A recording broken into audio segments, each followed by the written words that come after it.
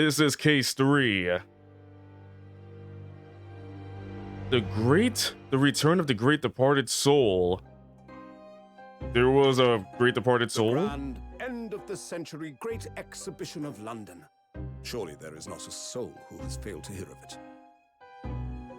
Wondrous new works of culture and industry from every corner of the globe had converged on Hyde Park. I do like these openings, though. Over 50 million visitors. The last great hurrah of this century. Good thing I can read script. Astonished and delighted people of all Imagine reading nations, script. and ended on a note of resounding success. But as regards to the terrible catastrophe that occurred during the festivities, very few are aware my friend Mr. Herlock Sholmes had a hand in unraveling the matter. For from the shadows... That's not Herlock Sholmes. He doesn't look like that, though. Unearthed. Oh yeah, I'm not reading... Yeah, I can read script, not subtitles, though. Completely different story right there. A piece of the great exhibition, which rose high into the skies of Hyde Park. Sholmes's brilliant deductions, as clear and lofty as the Crystal Tower itself, brought the truth to light. All right. From all that script, I think I got it from all that script right there. Oh, there's more. We're here at the showground of the Great Exhibition, which is absolutely packed with people. What people? The weather is unusually fine, and we're about to witness a most extraordinary scientific experiment. Something tells me this experiment is not gonna go well, is it? Oh, there's actual animation. The 20th century will see steam engines and electrical power dominate the world. Oh, all right. Carts will give way to the motor car. Let me just keep waving over here. To the skies. And today we showcase even more advanced technology, a glimpse into the future, a world first. They're like, we present the internet. Instantaneous kinesis machine. Ooh, imagine that is the music horn. That is the horn that will destroy the blue shell in Mario Kart right there. Whereupon his body will be reassembled by a series of complex calculations, exactly as it was before. I don't like complex calculations, thank you very much. Oh boy. Yes, I'm ready for my death.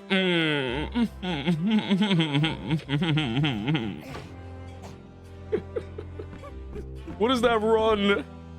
But a few moments from now. That is a weird run. I like it though. In the blink of an eye, complete an incredible journey through the air. To arrive an instant later on the Crystal Tower behind you. I don't think that's how you do. I don't think that's how you do it. Wildly flailing at levers is not how you do things. This is how things go wrong. Oh, this is what happens when you're not careful. To be honest, I would start running like that. Just go like, I'm coming to you. So I think it was a success. It all went well, right? It was a rousing success.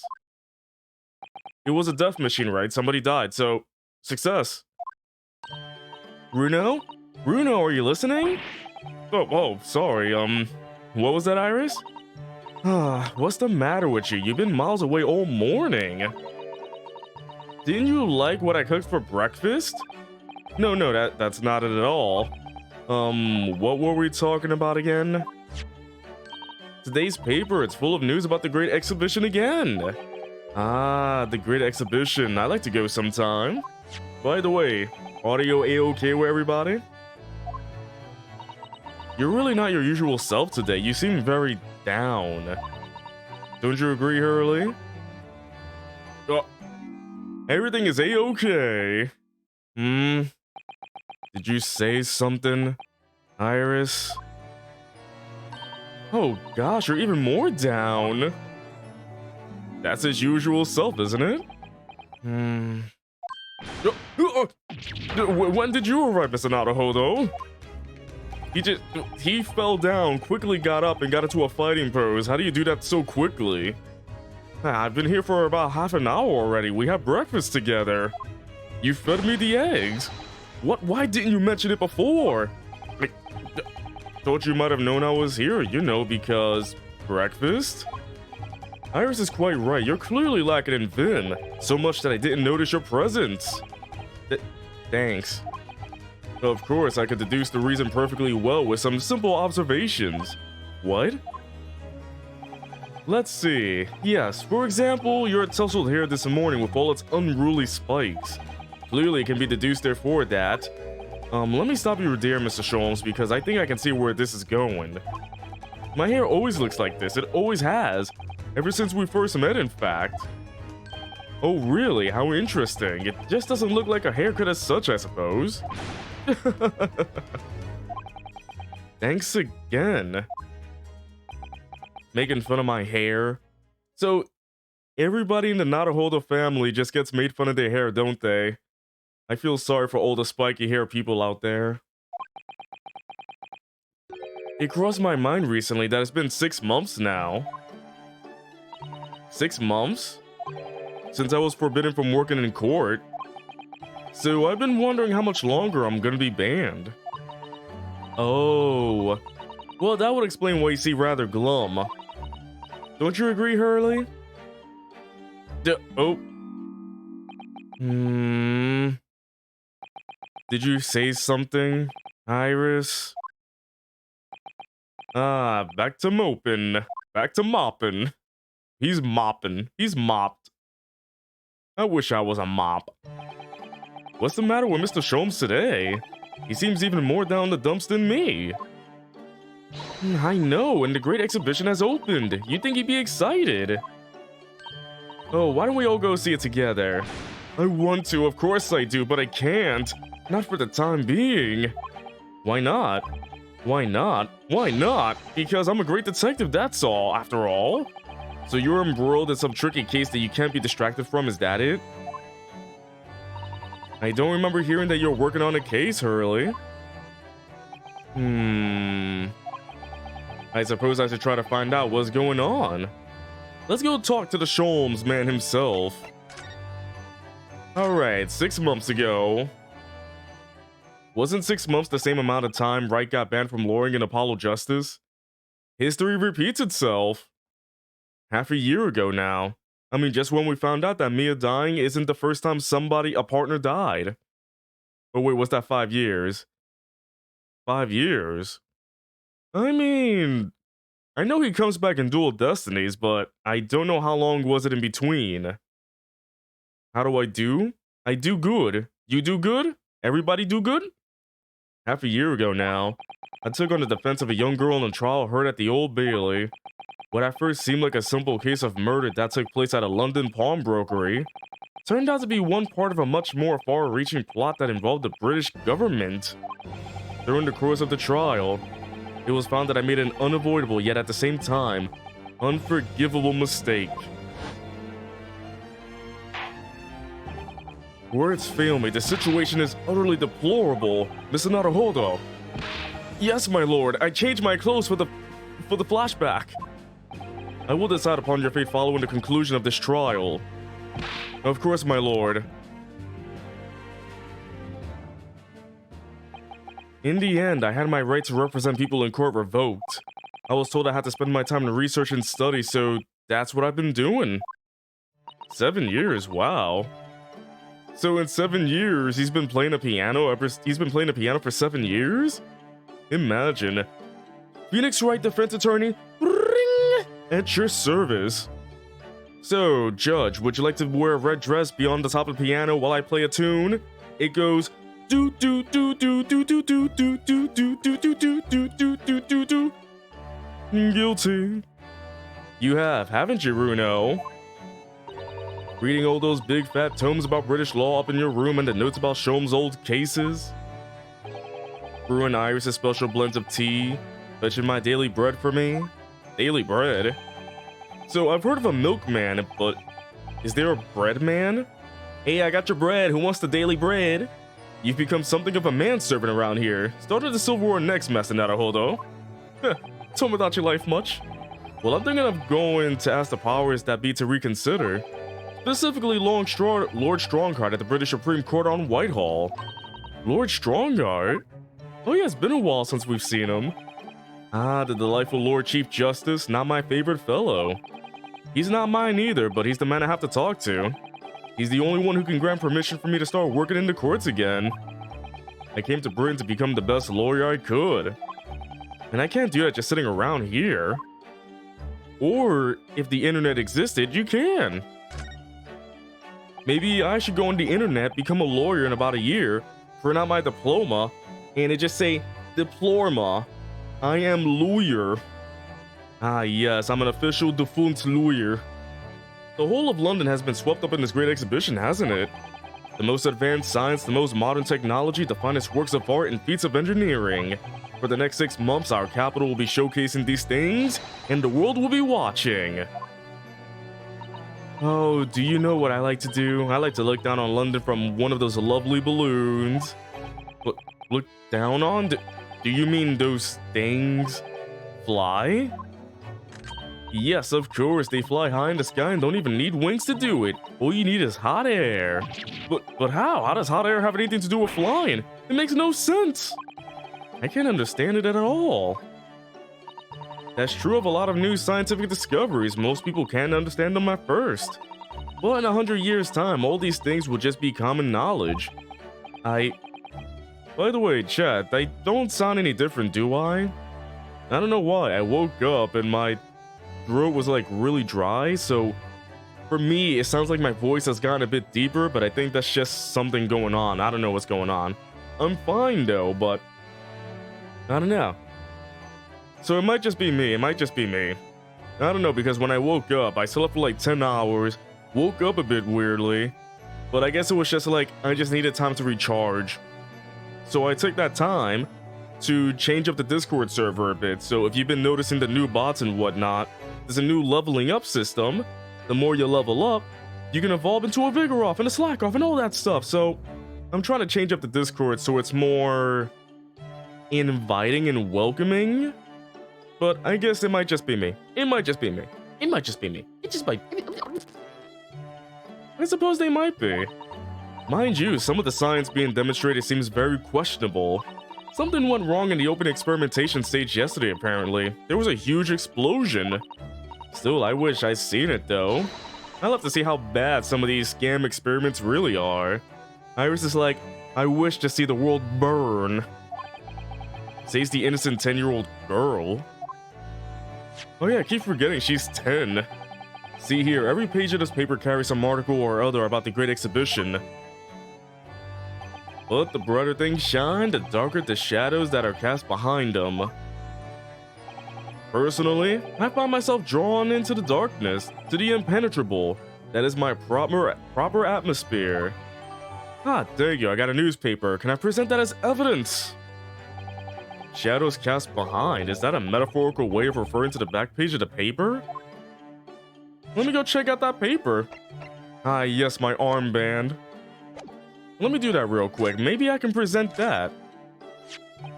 Oh, Mr. Sholmes, about this. Shh, not another word. Ah, yes, I see. This would be a collar for a breed of miniature canine with a particularly long neck, and for winter use. Actually, it's the armband I always wear that symbolizes my role as a defense lawyer. Precisely, which leads us to but one conclusion. Your arm is in fact a particularly long neck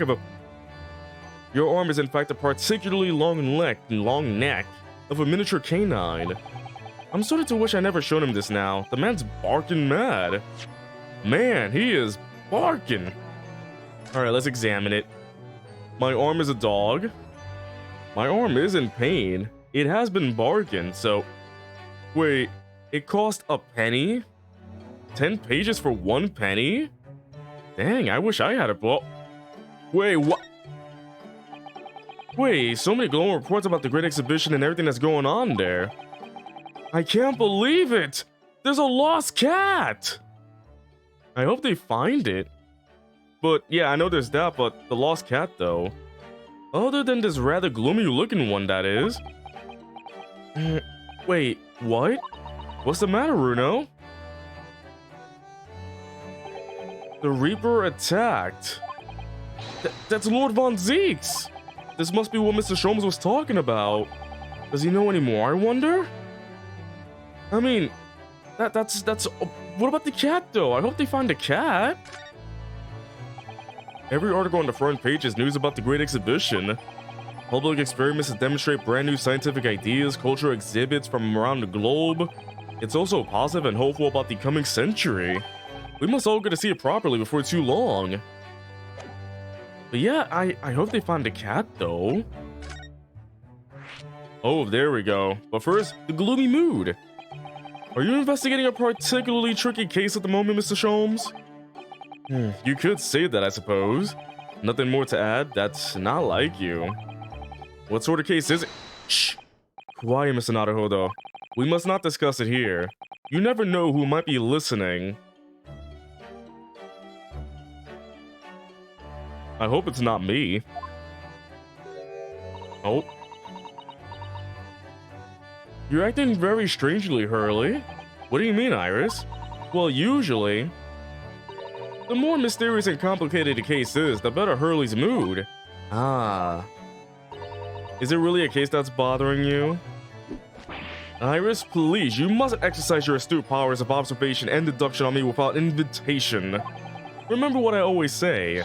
Put yourself in the shoes of the individual about whom you're making deductions. You say that, do you? You, Mr. Sholmes? Never mind. Once I've had a cup of tea, I must make my way at once to the crime scene. My neck broke. That was a deep sigh. The deepest of sighs, my good friend. It says in the paper that Lord Von Zieks was attacked. That's terrible.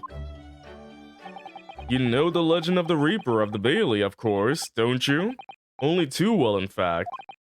Yes, Prosecutor Barak Von Zieks. Look at him. They say that if the Reaper is the prosecutor in a case, there's no salvation for whoever's in the dock. Even if the defendant is found not guilty. But, you know that, yeah, we all know about that case. We all know about that case. Oh, look at that close-up of him. Once the Reaper has someone in his sights, one way or another, that person's time left on this earth will be short.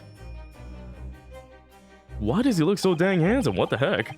London's finest rogues always find ways around the law. They'll stop at nothing to secure an acquittal at trial. Falsifying evidence, paying sham witnesses, threatening jurors, bribing judges. Sounds like somebody we already know, am I right? We just found Edgeworth. So, this guy's in Edgeworth before Edgeworth. Man, what's with all this edge? So much edge. But even such devious tactics as these cannot save them from the hand of the Reaper. As you've experienced yourself, haven't you, Mr. Naruhodo? Yes, I've seen the Reaper's retribution at work. Many of these criminal rogues are reckless and quite unafraid to die. If a leader among their fraternity is seen to have been taken by the Reaper, retaliation like this does occur. Really, the capital has a never-ending supply of such scoundrels. So, do you mean Lord Von Zieks has been attacked like this before? This isn't the first time? He's quite an accomplished combatant, you know. He doesn't take these attacks lying down. Although, it seems that his assailants were armed with guns this time. Oh my goodness, is he alright then? Is he hurt? My dear fellow, how on earth would I know? I shot him! I can't believe it.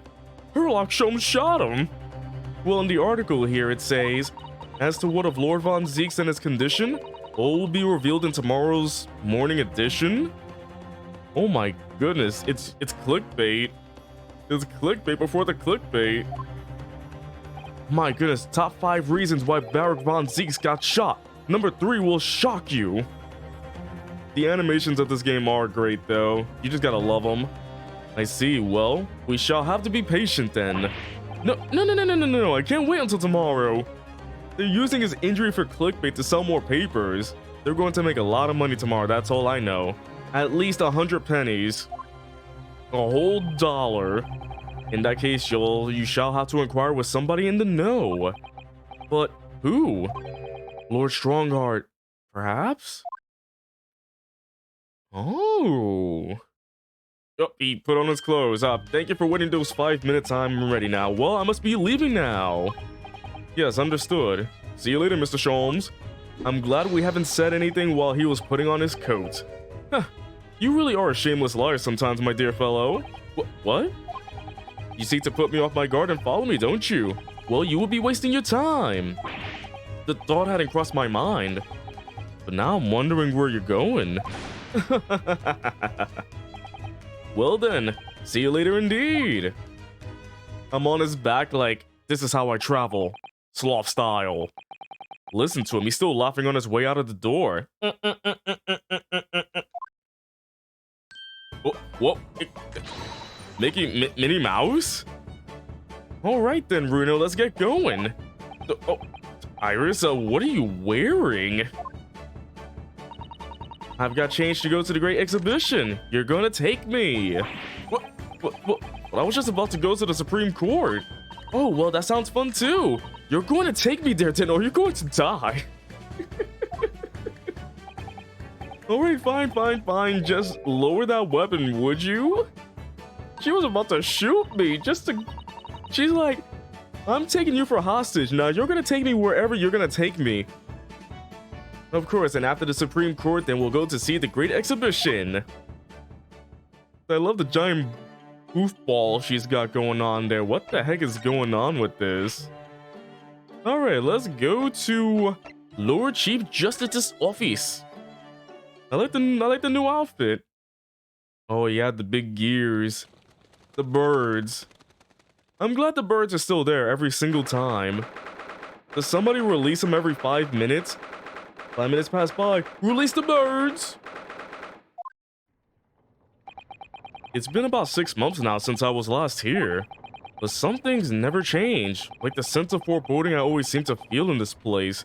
And the doves. Every time the doves. She's just on the floor.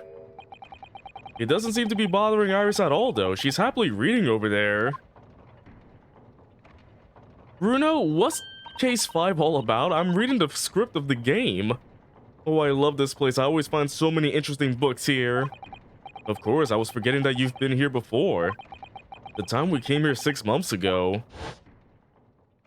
Ah, yes. When Susato-san was given the news that she was to return to Japan and somehow change clothes because this was back in the first game. I love that even if it's a cutscene from the first game, it's still the new outfit, not the old outfit. Ah, I understand you wish to speak with me.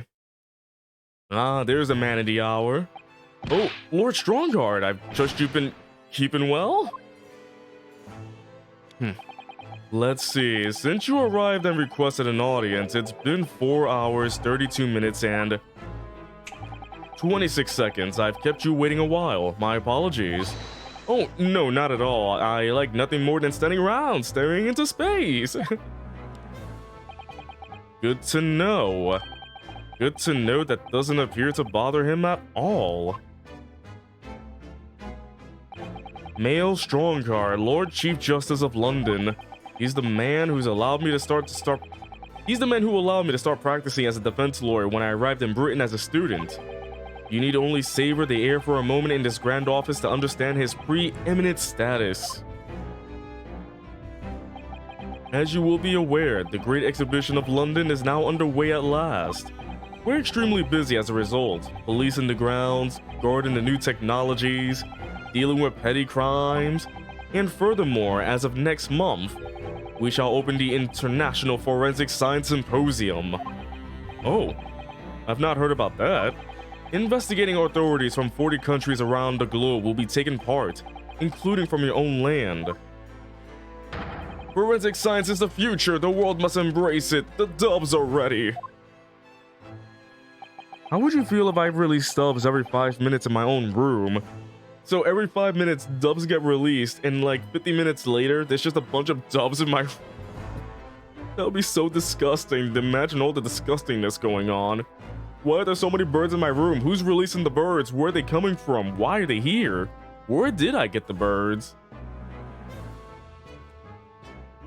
As we're the hosting nation, I have much to do. And it is my highest priority. If others must wait for my attention as a result, so be it. Well, it's nice to know where I stand. Challenge run. Magical birds! Magical Pixel is back once again. So you wish to consult with me? Of course, I can very well imagine what this is about. Well, thank you for agreeing to this meeting, my lord. I want to be allowed to start working as a defense lawyer again in court. That's what brought me here today. But actually, there's something else playing on my mind as it happens. Bruno, just take a deep breath and come out with it, or I'll shoot you. Iris has a gun. Permission to work. I actually came here today to ask for your permission. Go on. 6 months ago, my right to work in court as a lawyer was revoked and I was told to spend my time studying. Obviously, I'm very sorry for what happened, but the thing is, it made me understand what it really means to defend somebody under the rules of a foreign justice system. The great Ace Attorney, but every 5 minutes dubs are released into my apartment. Can I beat the game before my apartment is taken over by the avian menace? Do you know how long it would take me to beat this game? I think after case 2, I'd be dead by bird smothering. Especially in this room. Actually, after 1 case, I'd be dead by bird smothering. I'd suffocate from bird smothering. Just imagine after 20 minutes, there's just birds on me. I gotta speedrun this game. Hold the B button and get the right answers and hope I don't suffocate. Just get a bigger room, easy. Do you know how small this circle is? Do you expect me to expand the circle? I can't expand the circle. The circle is already this small. The circle is already as big as it can be. I can't expand the circle. I'm trapped in the circle. Remember when I was stuck in the void? Well, the void let me free. Now I'm stuck in a circle void. I'd rather be stuck in a void than a circle. And I desperately want to have another... I'm just imagining a circle void. Please permit me to enter the courtroom again. No. Mr. Naruhodo. Yes? Here it comes. I'm sure you haven't forgotten your position here, have you? At best, you are a substitute for your compatriot. This was never your intended role. Well, that's true. The Japanese government actually sent my best friend on this study tour, not me. It should have been Kazuma. He was so determined to bring change to our own justice system at home. That was his calling. If that tragic accident hadn't happened and killed him like it did Maya years later, I mean, what? Who's Maya? I wouldn't be here in this office now. Mr. Asogi was my best friend, you see. That's why I can't leave it unfinished. I have to fulfill his calling for him. His calling, you say? Has it never occurred to you that perhaps you know nothing of his true calling? Ouch. Sorry? The mission with which that young law student was charged, what do you suppose it really was? What do you mean? Mission?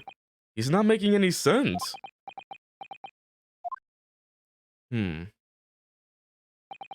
Never mind. I've read all the reports you've submitted over the past 6 months.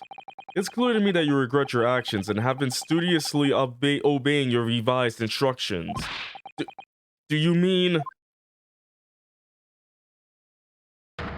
As of this moment, I reinstate your license to practice law here in Great Britain. Release the freedom birds. Thank you so much. That's wonderful news, Bruno. In fact, I believe I have the perfect case to mark your comeback. A curious affair. There's a mass murderer out there. Go catch him. You'll consider it, I hope. Of course, please tell me more. I need to know. Tell me everything. I need to work. I need to work. You described it as a curious affair. Yes, that's right. I believe it was reported in the press. Are you aware that there was a serious accident at the Great Exhibition yesterday? Oh no, but for some reason I do know the story. Somebody blew up. Yes, I read about it. A professor from Germany tried to carry out a crazy experiment. Oh no, not the Germani. Not the Germanes. Let me see, how was it described? Super high voltage instantaneous kinesis, I think. Instantaneous kinesis, as in move.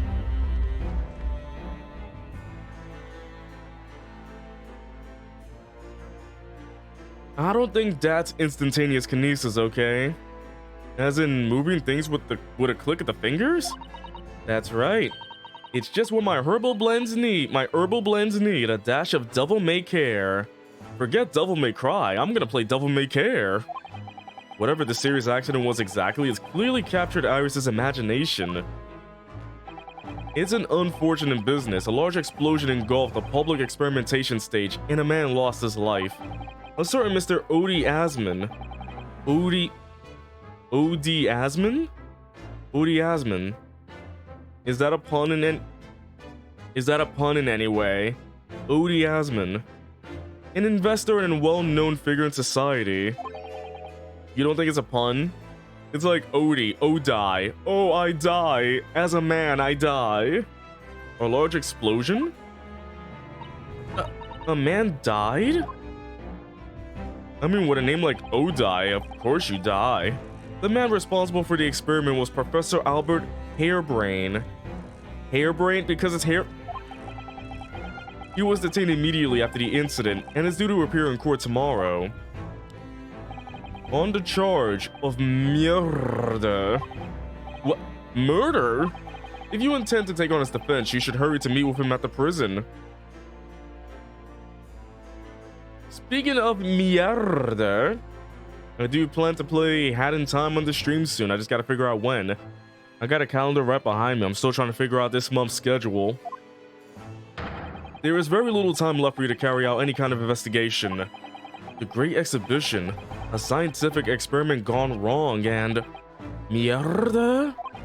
I feel out of my depth before I even started. Still, I'm working again, yes. We should go to the prison straight away then and try to meet with this German professor, don't you think? Definitely. Let's go to prison. Ah, yes, one more thing about the case. There's a connection with our mutual acquaintance, the Reaper. Oh, with Lord Von Zieks? How?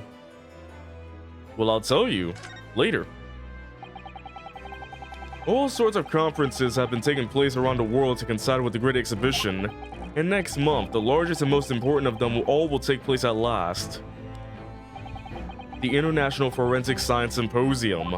It does seem as though criminal investigation needs to embrace scientific methods, doesn't it?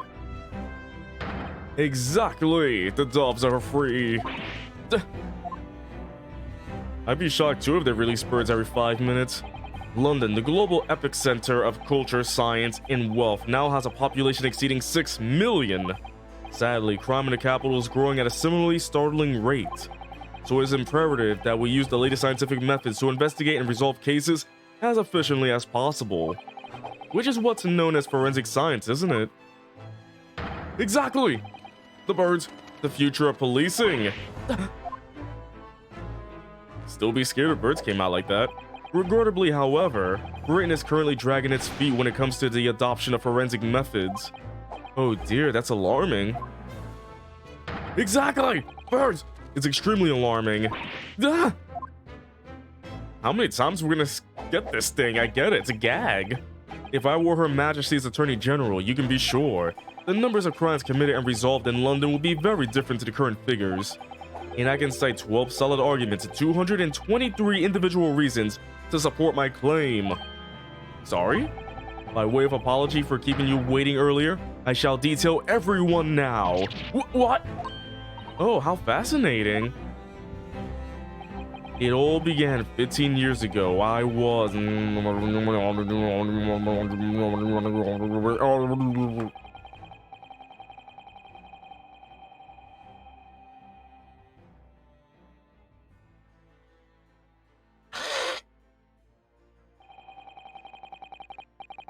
Oh my god, it's still going.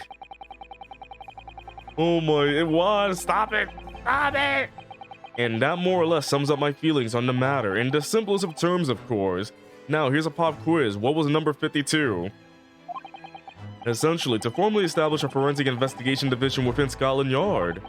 That is my mission. Oh, yeah, right, yeah.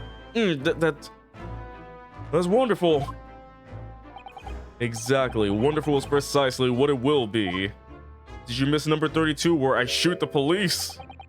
Iris isn't paying attention at all. She's got her nose in another book now. Oh, is it over? Did you learn anything useful? I actually drifted off for the most part. He's surprisingly ardent about forensic science. So, I dozed off and he just kept talking. Interesting. Oh, that reminds me, have you seen this? The reports of the overwhelming success of the Great Exhibition? Of course. No, not that. The story on the back page. What story? That one. The Reaper attacked. Ah, that. You've enjoyed some victories in court against my #1 prosecutor, have you not? Poor Mr. Reaper. What happened to him? He wasn't killed, was he? There is no need for concern. Lord Von Zieks would not be so easily dispatched, I assure you. Can you tell us what happened? I'd really love to know. Very well. If it interests you. It does, strangely. Oh boy, we get to learn about his condition. Fortunately, Lord Von Zieks emerged from the attack unscathed. Street ruffians are no match for that man. He's a very capable fighter. But that's incredible. They were armed with guns. Why was he attacked, though? Do we know? It's related to events that occurred a month ago. A leader of one of the capital's criminal organizations was indicted and prosecuted by Von Zieks. But the man was acquitted. I have no doubt large sums of money were involved behind the scenes. Large sums of money? A deplorable situation. Members of the jury were bribed, it seems. However, despite winning his freedom, the man in question met a dramatic end yesterday. But you're not suggesting that was the work of the Reaper, surely? The victim's henchmen certainly seemed to think so. He was a man by the name of Asman, Mr. Odie Asman.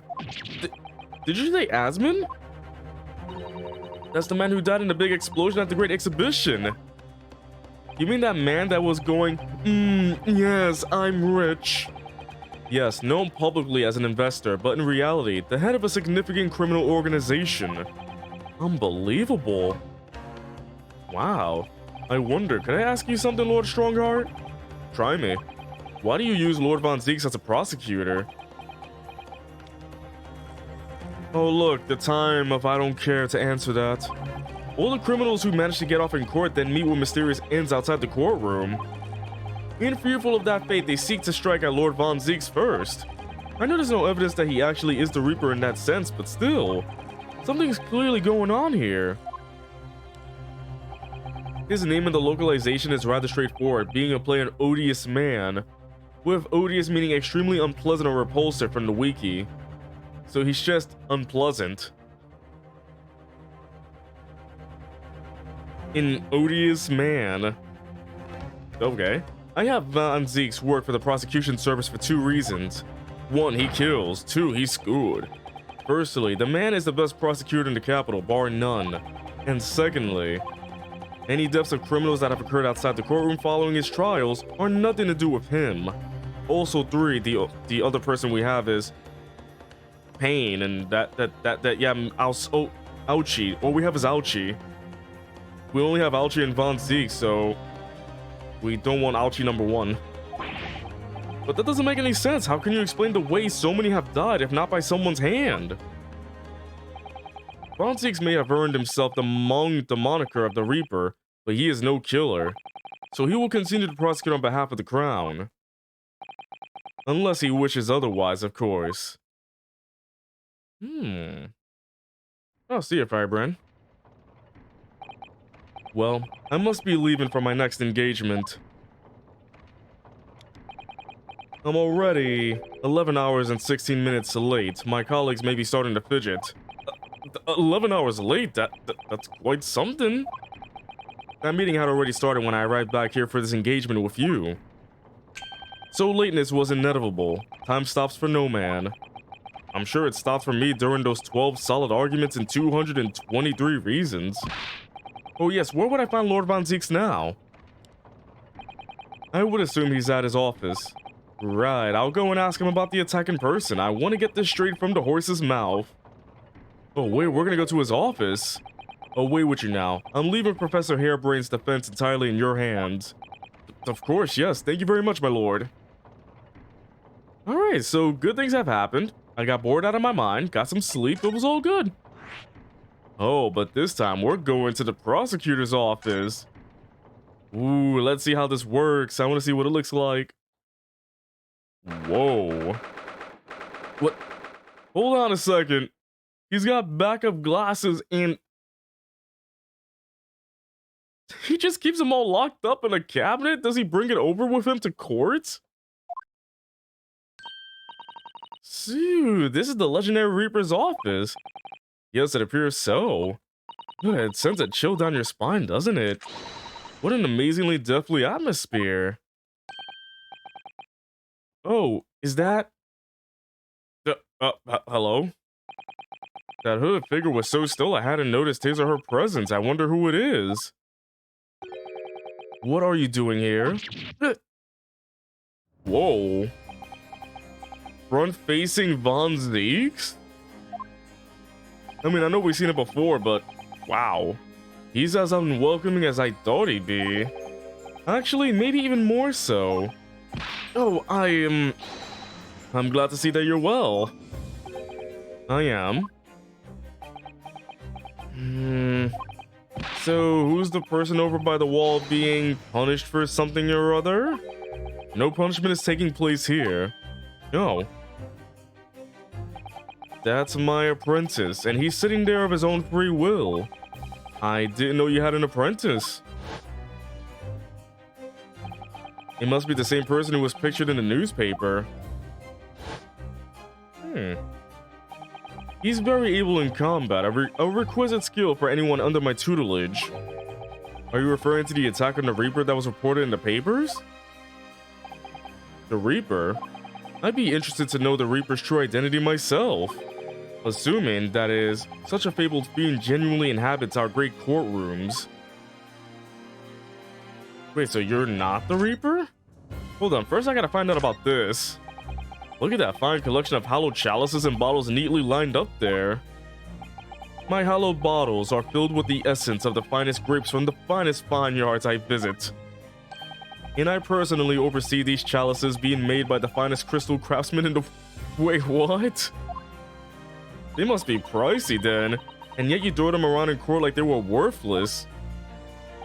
Yes, because this imbecile is so unimaginably and repeatedly wide of the mark sometimes.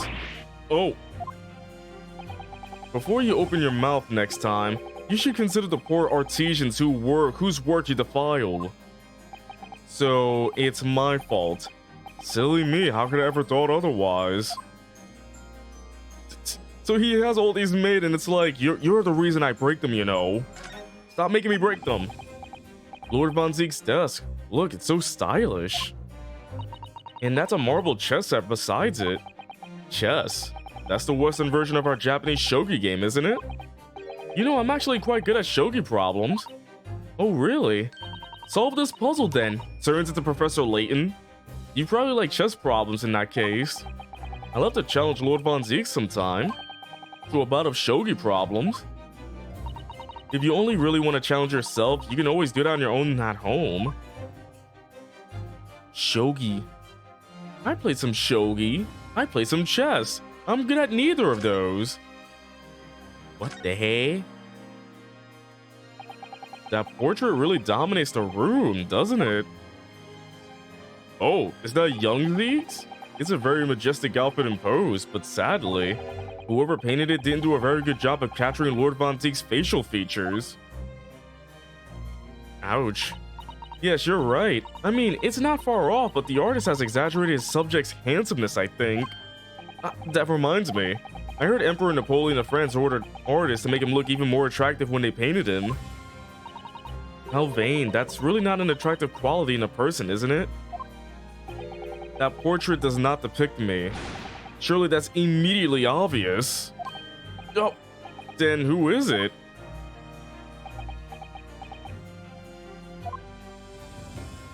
Are we not gonna know? I guess we'll never know.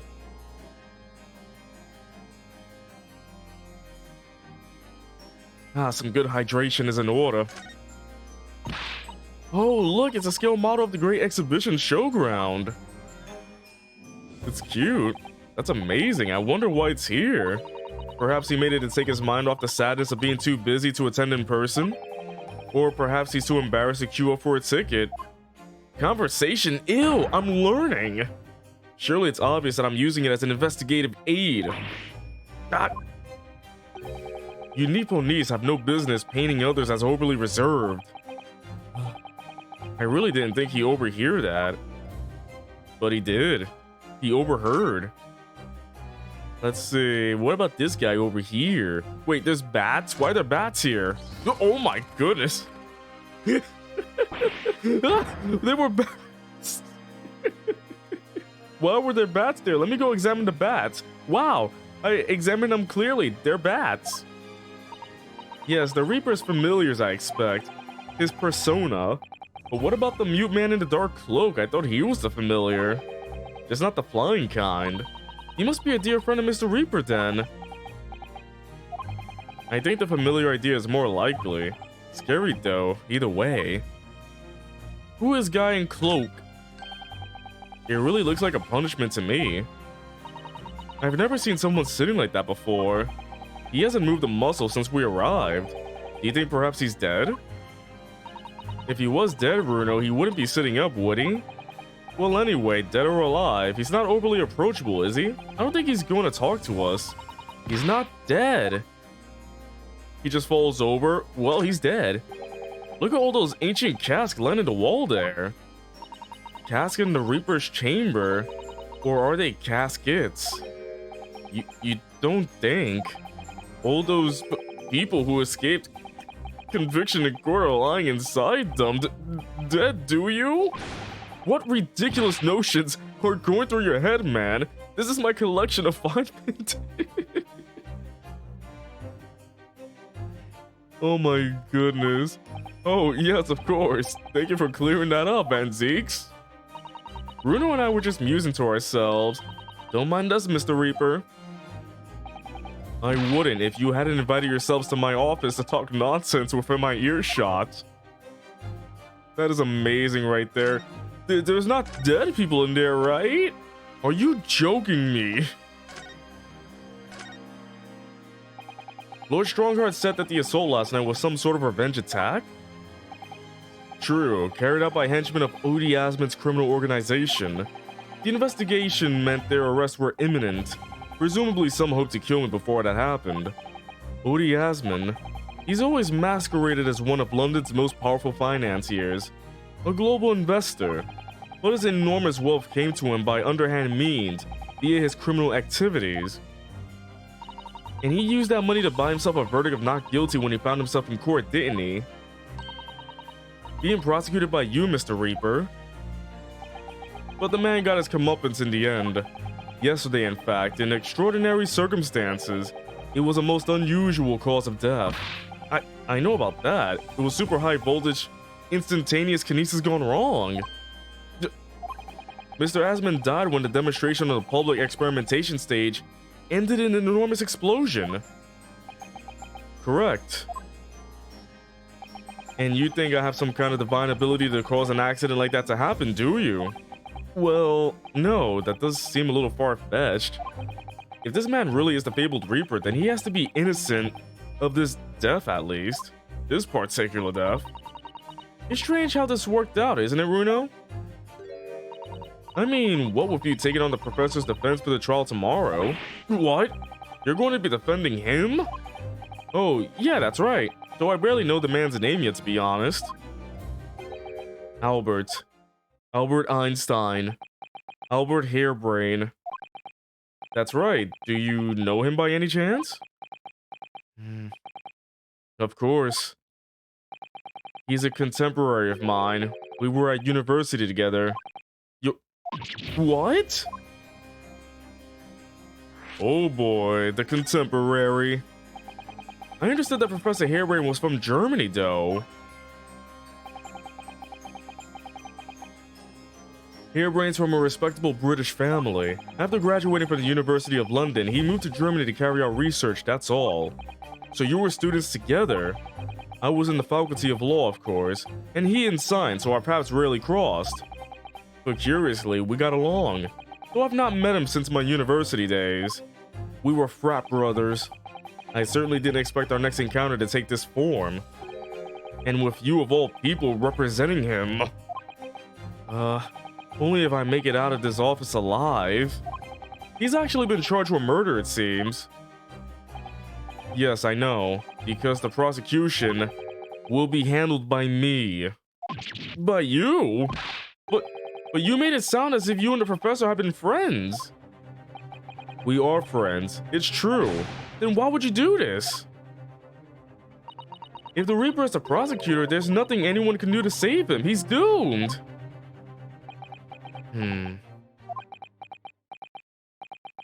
What's Lord Von Zieks thinking?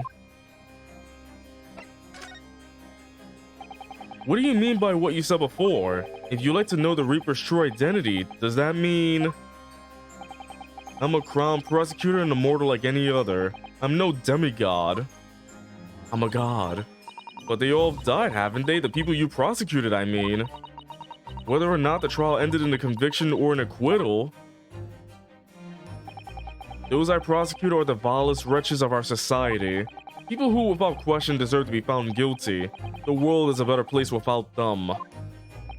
But that's not true of Mr. Natsume, for example. He wasn't a vile wretch at all. Nor was Ginny. In fact, she's ever so hardworking now. Where is she? Where's our girl Lestrade?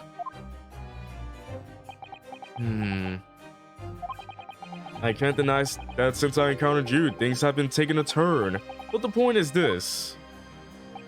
If any of those vile wretches that escaped justice subsequently died in mysterious circumstances, it was at the hand of their own kind. It's not my work. Lord Strongheart said the same. He believes you're not involved in any way. But you were attacked by those ruffians because they believe it's true. The fact is, since people started to call me the Reaper of the Bailey, the number of serious crimes in the capital has dropped substantially.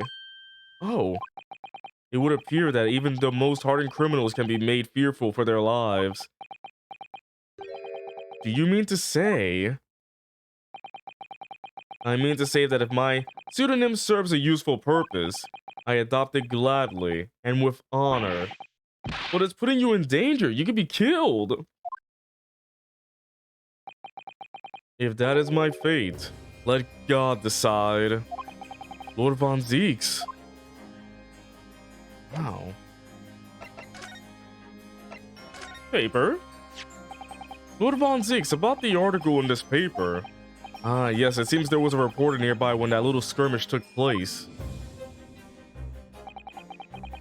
I mean, the thing is, if I could tell you this is a Fire Emblem character with no context, would you believe me? Ah, yes. This is from Fire Emblem, let me tell you. These look like Fire Emblem characters. That's Chrom, and that's Lucina. I had no idea I'd been photographed. It was careless of me. The photographer was an attacker too. It looks as though it was taken after the people who attacked you had run away though. Rest assured, the police have already apprehended every last one of them. But there is someone else fighting alongside you, it seems. That person... And I think it's the same man who's sitting over there as we speak, isn't it? As I mentioned already, he's my apprentice. Perhaps you can tell us a little more about him? Okay, I will. Sure. Let me tell you everything about him. Let me dox him. He's in my tutelage to become a prosecutor. His name is Miles Edge. Doom. So you could say he's my apprentice, I suppose. Ah, like you are to Hurley then, Runo. I don't remember taking an apprenticeship with a great detective. He's currently compiling a report about last night's attack. It looks like he's wearing some kind of mask? On Lord Strongheart's orders, nobody knows the man's face, or indeed his identity. But why would you agree to take on such a clearly sus individual? Lord Strongheart's orders again. He's not one for meaningless follies. There will be good reason for his actions. I hope you're right. Oh. Whoa. Literally looks like a Fire Emblem character. Or from Wright versus Layton. The task is complete. Good. In that case, you can collate all the briefs. Not the briefs, all the tidy whities. A spell. Oh no, it's not a spell. Oh no, Espella's back. Oh wait, Espella's back. Yay, Spella. Nice to meet you. Let me sit back down. Back to work again, I suppose. Inquisitor Barnum! That was really strange, though. I've never met the man before. I didn't even know he existed, and yet somehow it didn't feel like our first encounter. Don't bother trying to converse with him. He says nothing to anybody from outside this office. Lord Strongheart has strictly forbidden it. Oh, I see. It's Kazuma. Kazuma's alive, but he can't talk and he's wearing a mask because he doesn't remember me. He has amnesia. He didn't die, he just has amnesia.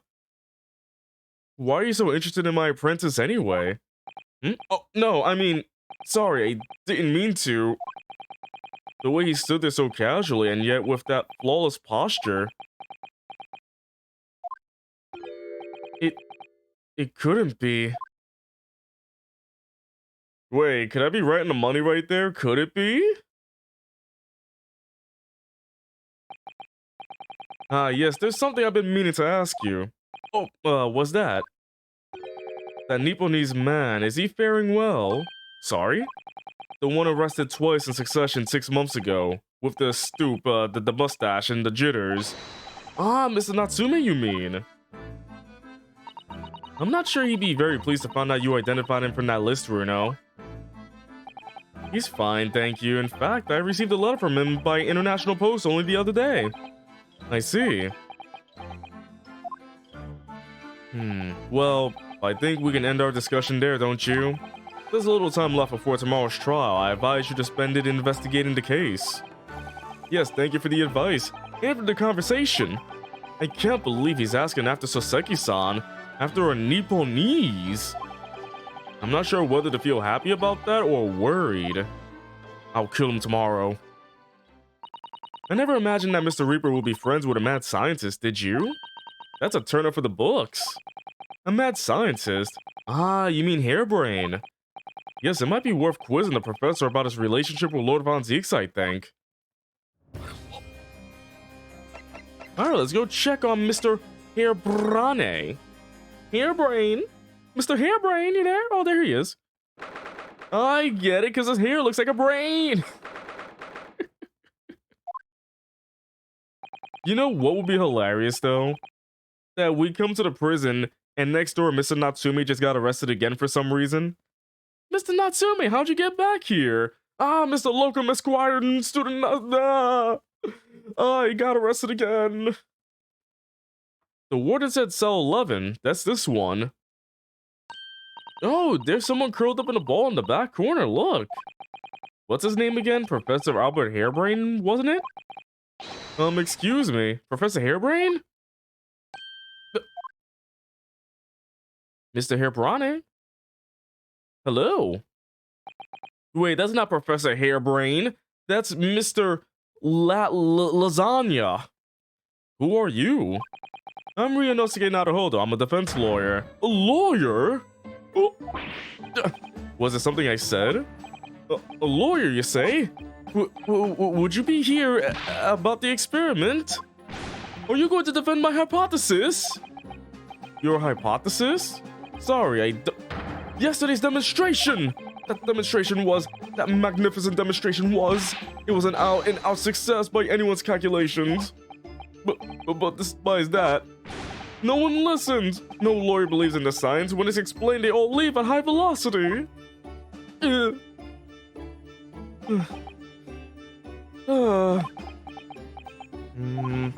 Now's probably not a good time to mention that your zeal made my concentration leave for a while too. Now we talk? Now we talk. But, oh, I can't even examine the prison. There's no examination here. But let's talk about stuff. You mentioned the demonstration yesterday. The papers have called it a spectacular failure. After all, a man died in the explosion, didn't he? Yes, you could interpret the results that way if you really wanted to. Well, I suppose in a strict sense. Wow, his animations are snappy. It's really snappy. The experiment was a failure, but at the same time, it was a great success. You've lost me. I saw with my own eyes right there in front of me. Mr. Aspen was spontaneously disassembled. Until then, everything was going exactly as my calculations had predicted. At that point, he should have been beamed to the Crystal Tower by instantaneous kinesis. However, the machine exploded and Mr. Aspen in fact perished. Yes, I can't deny that part of the experiment was a failure. So what you're really saying is the large explosion that killed Mr. Aspen was an accident, correct? But the bigwigs had you arrested on suspicion of murder. Also, what the heck is that on his hair? Is it a dye job? You see that big splotch of splotch right there, right? It's a big splotch on his hair. I was responsible for a man's death. That is the immutable truth here. And for that, I wish to be punished at once. But murder? Never in a million years. It was an accident. Simply an accident. I see. Hurley and I were talking this morning, you know. Now you must be wondering why I put you here in this position, everybody. You all must stop. He said the situation would change completely depending on whether it was treated as an accident or murder. How exactly? By the way, how's everybody doing so far? Everybody doing cool? Well, if it really was an accident, then the professor's machine will be kept in protective custody. On what grounds? Yes, it's newly established here in Britain. The Special Dispensation for Scientific Equipment Act? That won't pass me by. But if the case is treated as murder, then they'll say my machine was the murder weapon, and they'll be able to pour it over as much as they like. If they examine it in detail, they'll find out how it's made, and then they'll be able to copy my idea. My precious hypothesis will be stolen. The machine must be protected from that at all cost. So tomorrow I gotta prove it was an accident and not a murder, just to protect the hypothesis. That's why it's imperative this whole incident is shown to have been an accident. Sorry about that. For some reason I can't speak today. Give me a second.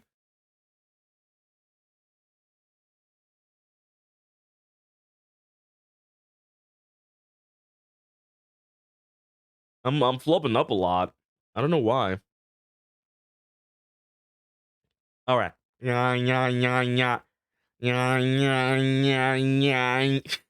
Sorry, you gotta do mouth exercises like this to make sure your mouth doesn't get all twisted up in knots. That's why it's imperative this whole incident is shown to have been an accident in tomorrow's trial.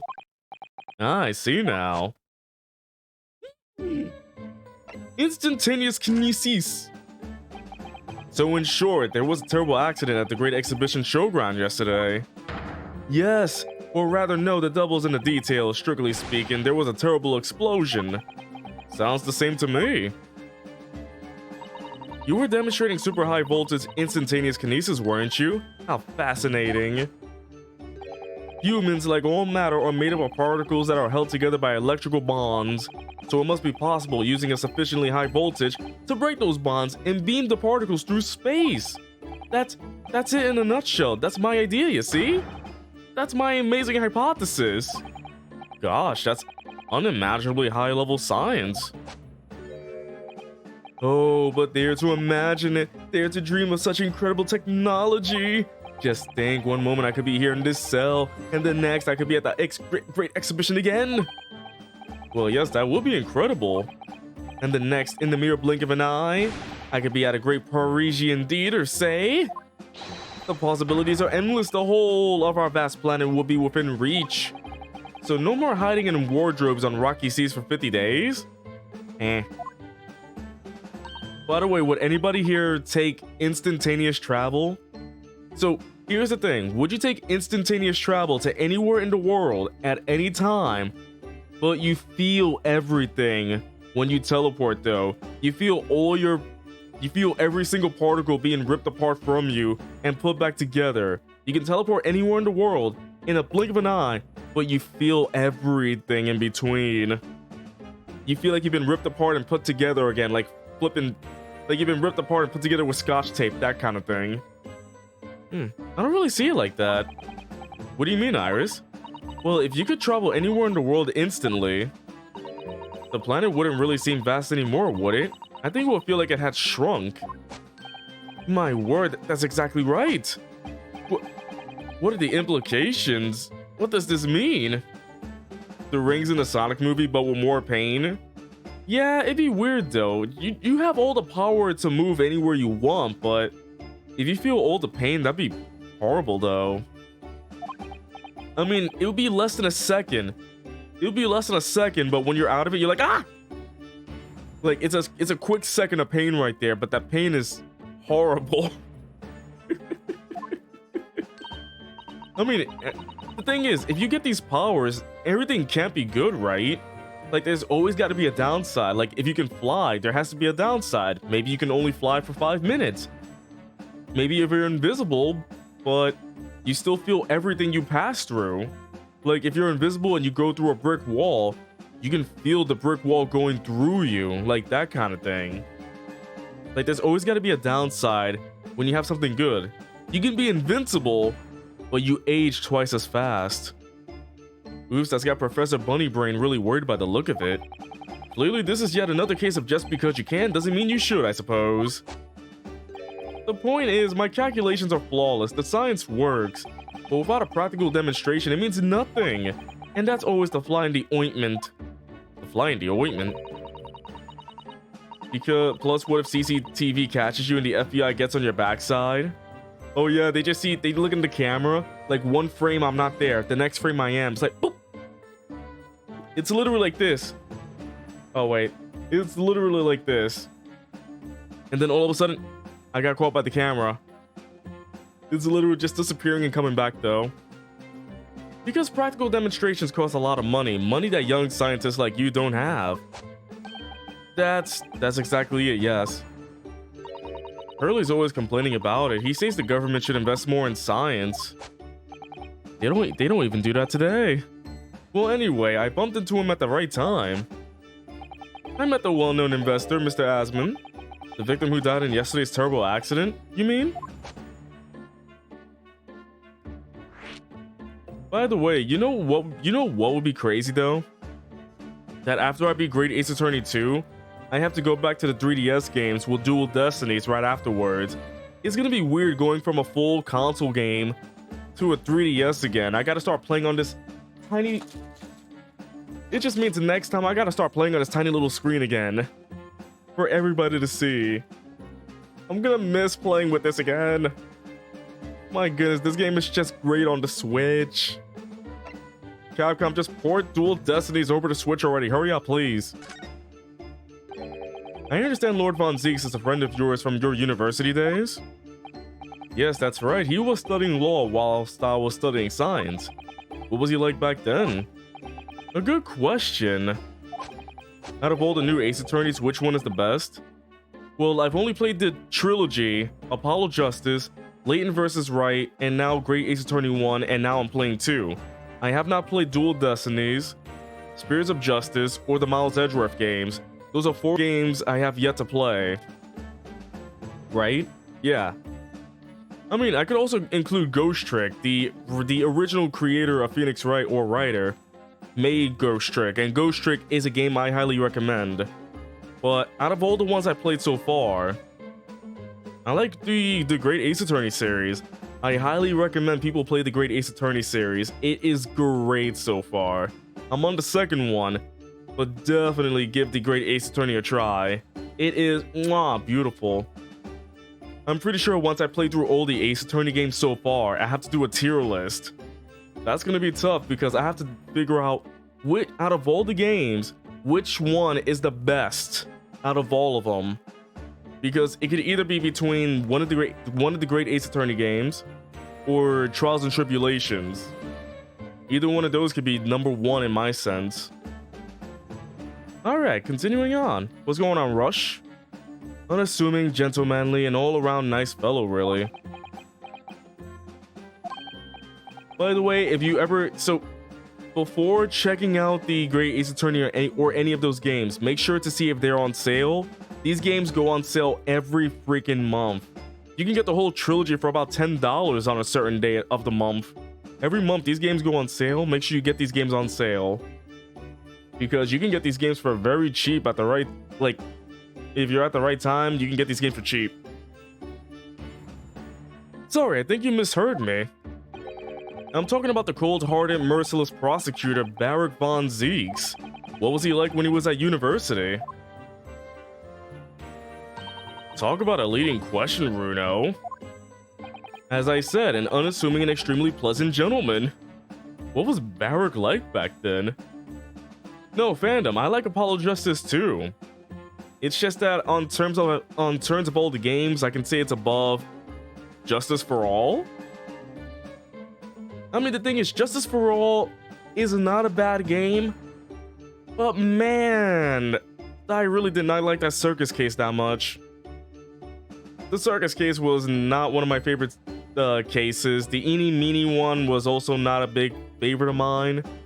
But the 4th case, though, with Matt on guard, though, that's a beautiful case. Imagine going through all those 3 cases just to get to Matt on guard and realizing, holy flip, this is one of the best cases ever. If I have to go by cases, the Matt on guard case is one of the best. My goodness, the Matt on guard is great. But if I have to go like in terms of like some of my favorites, I do enjoy the Mia Fey cases, especially the Mia Fey case about the prisoner, the one with the prisoner. So I'm trying to be as non-spoilery as I can, but Mia Fey and the prisoner case, that one is a good one. That's one of the good ones. The last case of Trials and Tribulations is also great. The Rise of the Ashes is a crazy case. The 4th case with the Merry Christmas case is good too. Almost Christmas doesn't mean it's Christmas. After all, he is the little darling of the Van Zieks family. With all its great aristocratic origins? Barak von Zieks, the little darling? I didn't realize he had quite such noble blood. Little darling? Darling? It was a bit of a shock when I came back to Britain and learned what he'd become. The Reaper of the Bailey, no less. Yes, that's right.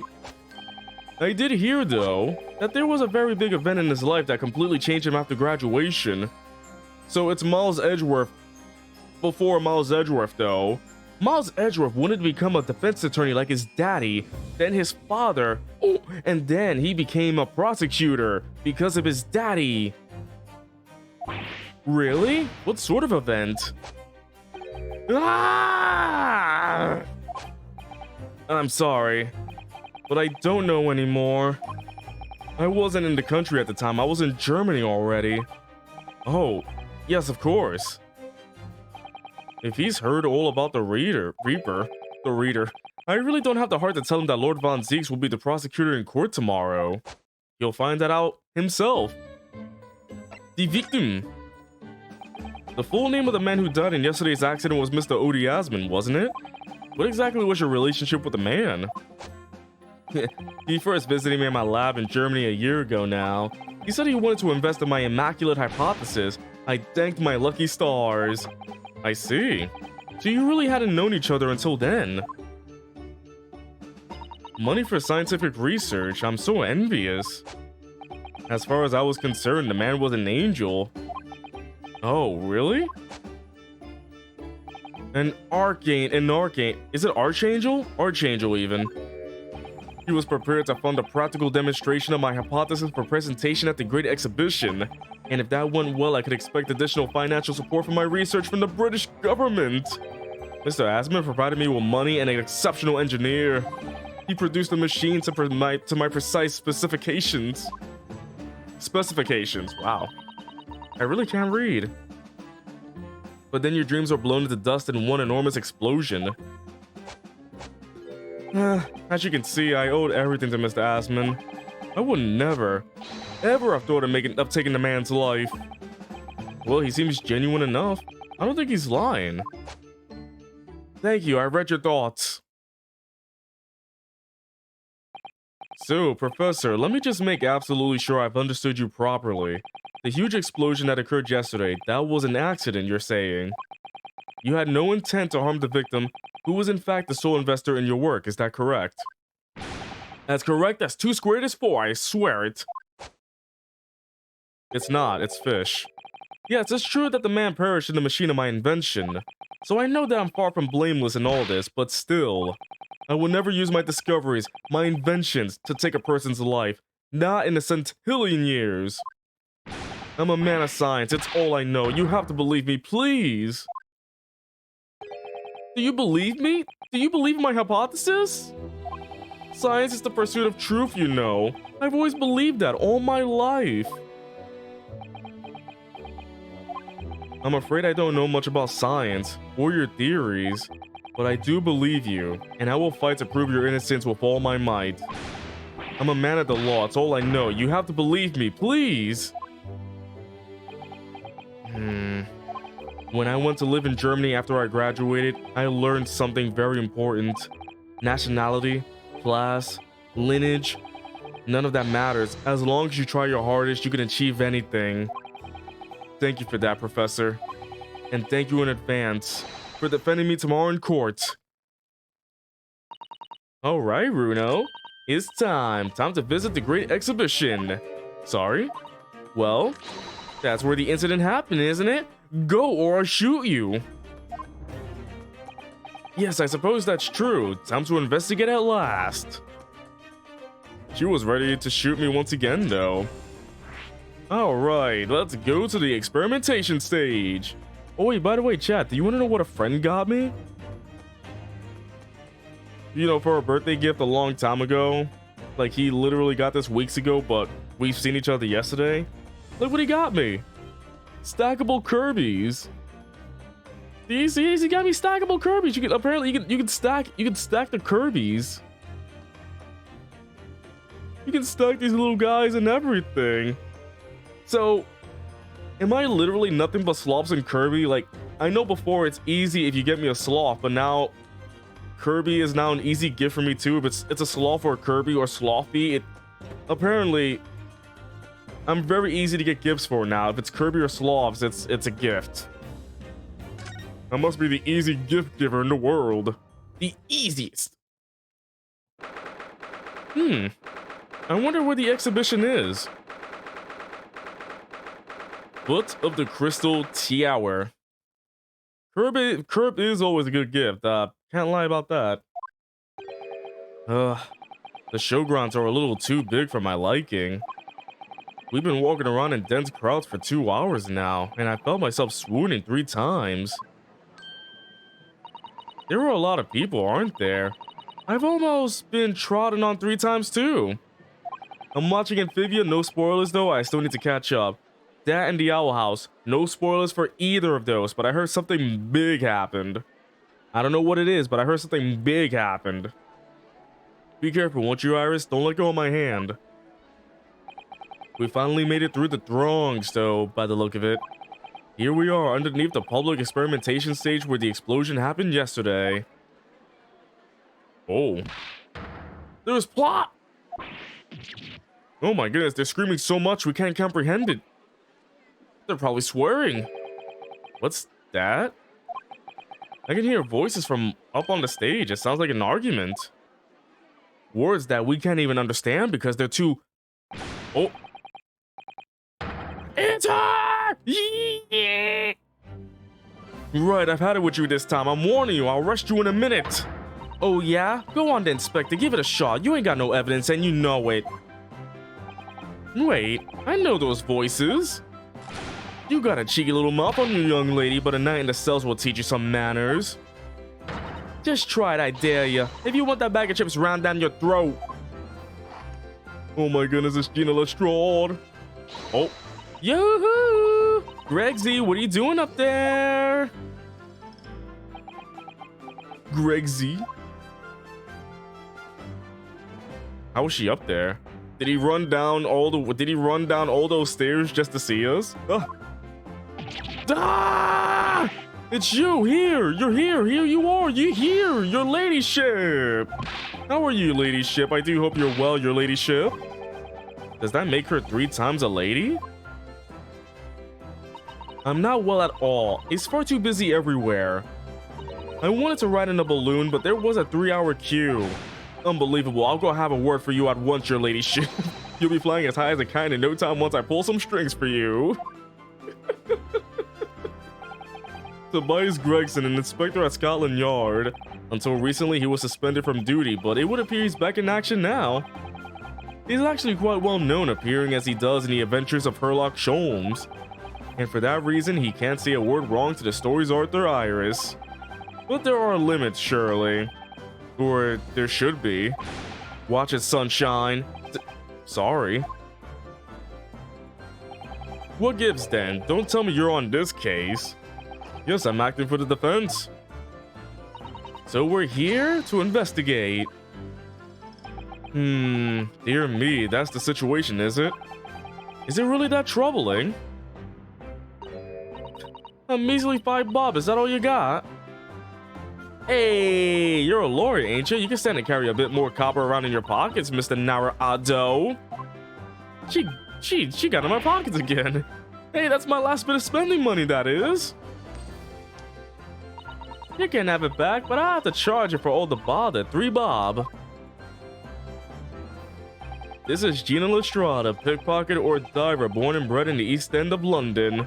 In the case that led to my own suspension 6 months ago. This is the young girl I was defending in court. What's your problem, eh, Otto? Diver, pickpocket? What's it for the name calling? You want a bag of chips run down your throat and all, do ya? I thought you were proud to be a diver, Gina. You were just arguing with Inspector Gregson about it, weren't you? I assumed you've been up to your usual tricks here at the showground. That ain't no way to talk to a lady, Otto. After a year, a long time, people can change. I'm an apprentice now, learning to be a Scotland Yard detective. Hey! So you have to call me what everyone else does. It's Inspector Lestrade now. Oh, I'm proud of her. Inspector? That badge is homemade, surely. The inspector part isn't entirely accurate. No one calls her that. For what it's worth, anyway. Investigating is off the cards for all of us. I know she's moving up in the world. I'm proud of her. Super proud of Gina. What's that supposed to mean? Right, well, I'll be back up top. You hold the fort down here, alright? Right, sir. It's great to see her again. This raises a lot of questions. We get to talk to the lady here. You can have my armband. Take it. It's all yours. This armband is proof, in Japan at least, that I'm a defense lawyer. And this badge is proof that I'm a detective. Gina sees Gregson as a father figure. Aww. If that's true, that is cute. So you're all gonna have to start calling me Inspector Lestrade. In that case, you'll have to start calling me, well, anything but Otto. I could call you Defendant Narado if you like, but it don't really trip off the tongue. No, it doesn't have a great ring to it, does it? The paper? Gina, would you take a look at... Oh, where did it go? Looking for this, Otto? When did you do that? I wonder if you got anything else to show me, eh? What you reckon? Give that back first, please. That's great. Hold on, I do want to... Oh, up and down, huh?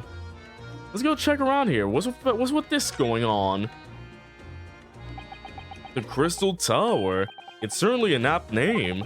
It was built to be the focal point of the exhibition, and it definitely is, being so tall with all that glass. You'll probably speed up on that Amphibia binge. There's only 2 weeks left. Wait, the show's almost wait, the season's almost over, or the show? Dang, because I know that I've been told that the Owl House is going to have a 3rd season that's only 3 episodes, I believe, or 45 minutes long. Is that its final season? But I really gotta catch up then. Oh goodness, I guess I gotta put that on my watch list to speed up on, I guess. I can't imagine a building like this ever being erected in Japan. There are lots of exhibits inside the tower as well, apparently. Of course, there's an observation deck, but there's also an art gallery, a zoo, and a museum inside the tower? What if the animals fall out the crystals? But I heard you had to queue for 3 hours just to get through the doors. Well, at the moment, the shattered glass from the failed experiment may well be the biggest draw. And thanks to that accident, the whole tower is shut. Suddenly, it's not the Crystal Tower anymore, but the Crystal Glass Shower. Apparently, everyone's taken to the skies now to look down on the disaster area from above instead. But there's a 3-hour queue to go up in a balloon now. Londoners must be very patient people. Antelopes were very patient.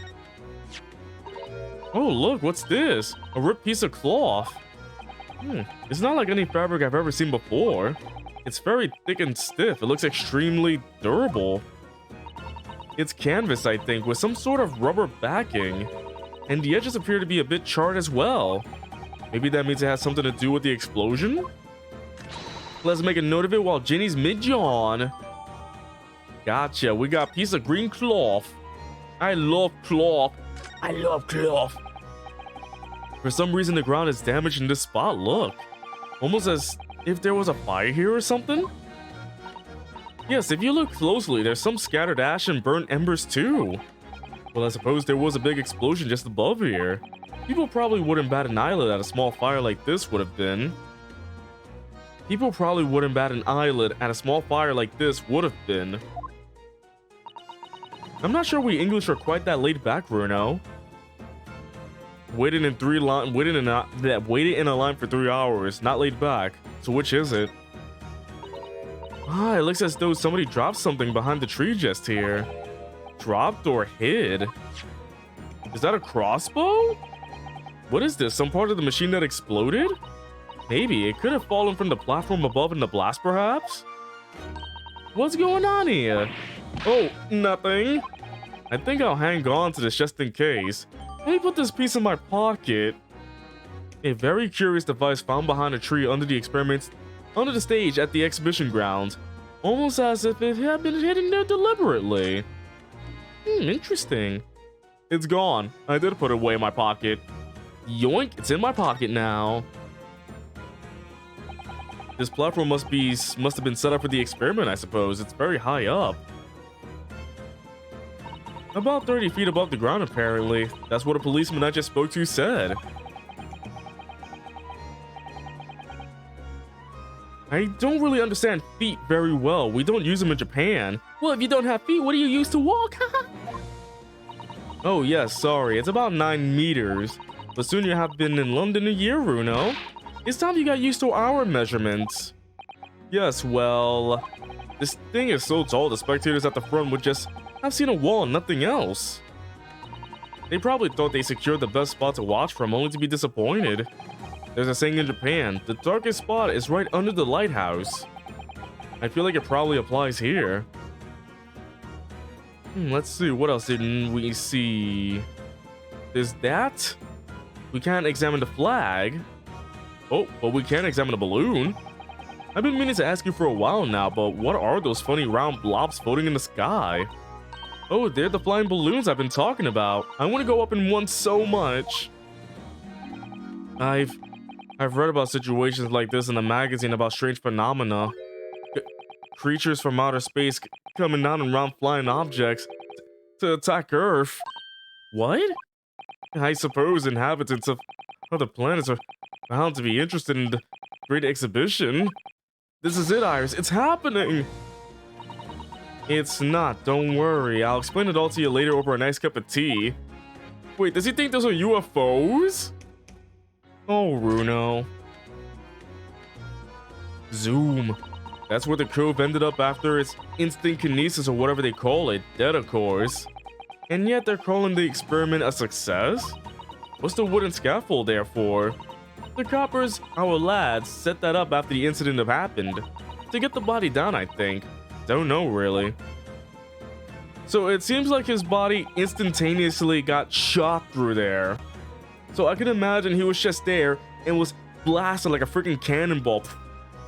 Didn't you help to erect the scaffold then? Now, lookout duty's more my thing, wandering around the exhibition and keeping a lookout for the fun stuff. Mind Gregson doesn't hear you saying that, or he'll give you the boot. It's incredible though, isn't it?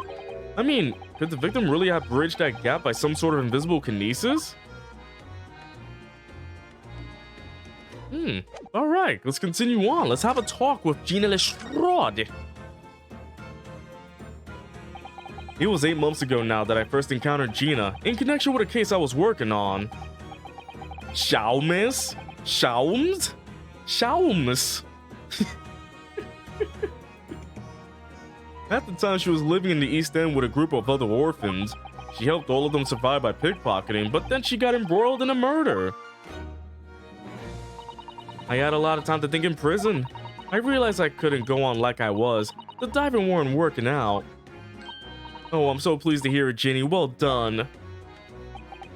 So you went from being a pickpocket to a detective? You got it. Good, ain't it? Inspector Lestrade, something like something out of a book, eh? Talk about a sea change. And then there's Iris's old man to think about. Iris's father, you mean? Yeah, I promised her, didn't I? I said I'd get all the police forces around the world to pull all out all the stops looking for him. Just a small promise then, nothing serious. Oh, Ginny, you're so sweet. So anyway, that's how come I had to go at the test for Scotland Yard. Only trouble is, I don't read so well, do I? Just a small problem, nothing serious. And that's when Hurley approached Gregsy and asked for help. So the inspector said he'd take full responsibility for Ginny and made her sort of an apprentice.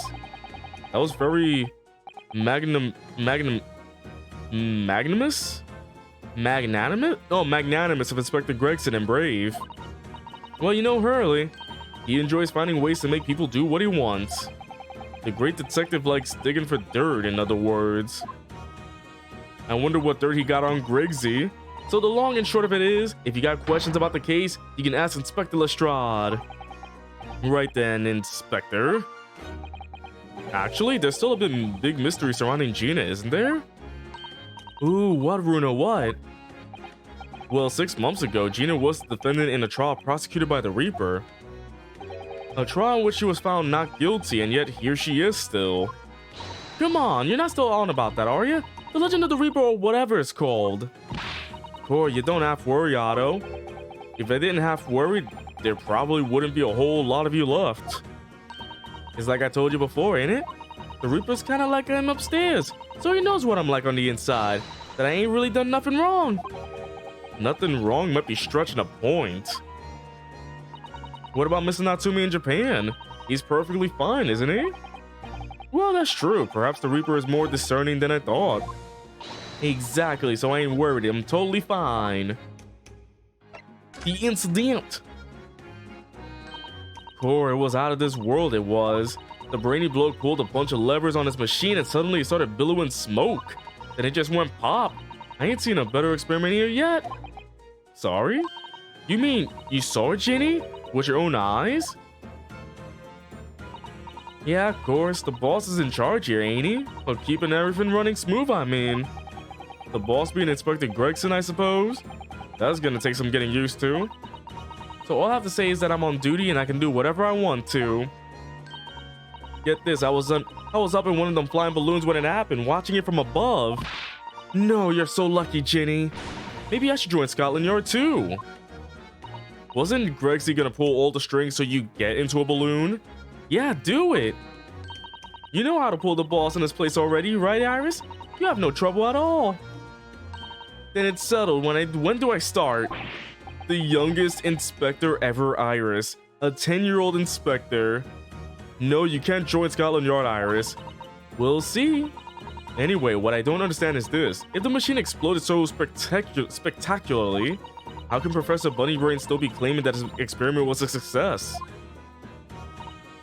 Oh, right. Well, it was a success. In a way.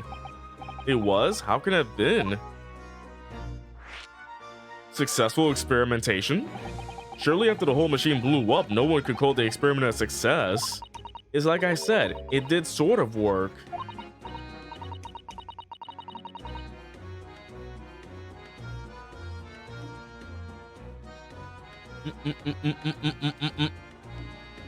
I mean, yeah, there was a load of smoke and that whopping big bang. But where do you think they found the victim's body, eh? In the crystal tower over there. What? In the tower? His body just shot through the glass and he died that way. You can see for yourself, can't you? Up there above the scaffold. Oh, where all the glass is broken, you mean? Yeah, the cage what the victim got in to start with. Really did get beamed through the air or whatever and landed all the way over there. So you see, it did kind of work, didn't it? What? I don't believe it. I mean, I don't get the ins and outs of it, but anything's possible, right? With science. Oh, I tell you what, you can have this. It's a plan of the experiment they drew up at the yard. Are you sure? Yeah, go on. I had 3 bob off you before, so fair's fair. Yes, I didn't actually give that to you, did I? Cool, I paid 3 bob for a sketchy wetchy. Let's see. Wait, let's check the stuff around. Rubber backing, huh? It looks like layers of thick canvas with a thick rubber lining of sorts. I've never seen anything like it before. But applying Mr. Strom's methods, you might deduce it was a part of a raincoat worn by someone who really didn't want to get wet. And the charge must have occurred when the person was struck by lightning. Or maybe not. Oh, nice deduction, Naruto. Let's see. This looks like a crossbow, doesn't it? It really looks like a crossbow. Oh, there we go. Ah, there's some sort of lever here. It is a crossbow! Whoa! What is this? It looks like a cross between a bow and a gun. It's a bow gun. I think it's probably used for the same thing too. Cool. It turns out that it's a folding crossbow. That's freaking cool. This groove here must be where the arrows are loaded, I suppose. So I was right. It's a sort of bow with an automatic firing mechanism. This would be perfect for someone like me who catches his ear with a bowstring 2 times out of 3. Has anyone tried archery though? I would love to try a crossbow, but I've only used like a regular bow and arrow. In fact, if I had one of these, maybe I could have beaten Kazuma in Kyoto archery training. In Wii Sports. Ah, yes. For school. Ah, yes. Maybe I should play Wii Sports Resort just to play archery, and only archery. It looks like you wind this around in order to draw the bowstring back and create tension. You must be able to fire arrows with a huge amount of force using this device then. In fact, I would imagine it's far more accurate and powerful than a Japanese longbow. Oh, I really had no idea what I was picking up when I spotted this at the exhibition grounds. Wait, is chat not supposed... Oh, did chat disappear? Oh. What the heck? What? That was weird. Do people want chat on screen, I guess? I don't know. I don't know how it got off. It just... Somehow it was off. I think I must have pressed a button I accidentally a button. I accidentally... Wow, nice drawing. I love this big beam shooting this balloon in the back. That is a drawing, all right. Something Inspector Gregson said before seemed a little strange. For what it's worth anyway, investigating's off the cards for all of us. Yes, naughty old Gregsy ran off after that without explaining himself. Oh, right, that. The boss said no one's allowed to investigate that weird machine what blew up yesterday. Well, that's not fair. We're representing the defendant. In that case, could you at least tell us what you've learned from your investigations? Nah, you're not getting it. We ain't allowed to investigate neither. Wait, why? What did the boss call them again? The forensic investigation team, I think? Anyway, apart from them lot, no one's allowed to lay a finger on the scene. Bit funny. Investigation forensic, that might be... bit funny, ain't it? So even Scotland Yard's own detectives can investigate. Guess I've never heard something like that before. I thought I could have a gander on the quiet though, but the boss caught me at it. You probably heard him giving me an earful about it before from down here, didn't ya? It's not bleeding fair. I think you were giving him as much in the earful back as I remember it. Yeah, well, sometimes I think it's all them chips will make him some stubborn. You say something, Tomato. Go on. See if you can get through to him. He's up on the platform above us, is he? Where the machine that exploded is. We can try, can't we, Bruno? Gregsy will listen to us, or else he'll get the Glock. Oh no, I don't want to see Iris with the Glock. Iris with the Glock. Bang, bang, shoot, shoot. Either way, I'm gonna take a quick restroom break. I'll be right back. Take this time to stretch up, get some water, do what you can. I'll be right back.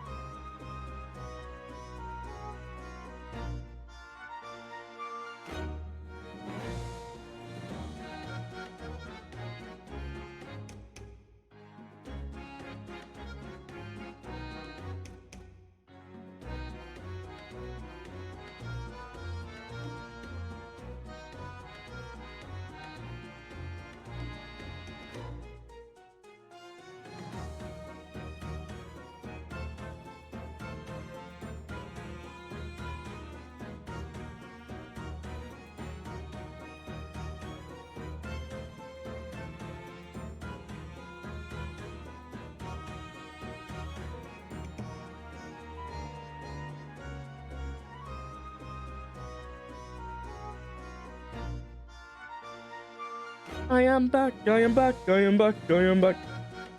How's everybody doing so far? We're about to hit 2 hours into the stream. Hope everybody's doing a-okay. I got a question for everybody in chat who is on my Discord server. Do you think there's anything that my Discord needs to be added or whatever? I'm just curious. Like, do you think my Discord server is missing something? Because like I said earlier, I've been working on it today, so, you know, there's some differences here and there, some new things, some things have been changed up, but still more changes that need to happen. But do you think it's missing anything that doesn't require, I don't know. Just let me breathe for a second before we continue. I literally just got back in the room, sat down, and started talking without giving it time to breathe. That. Let's have a conversation. Oh, we already did the conversation. We're gonna go talk to Greg Z. Let's go. Oh, wait, am I supposed to go on there? Let's see. Every add-on ever.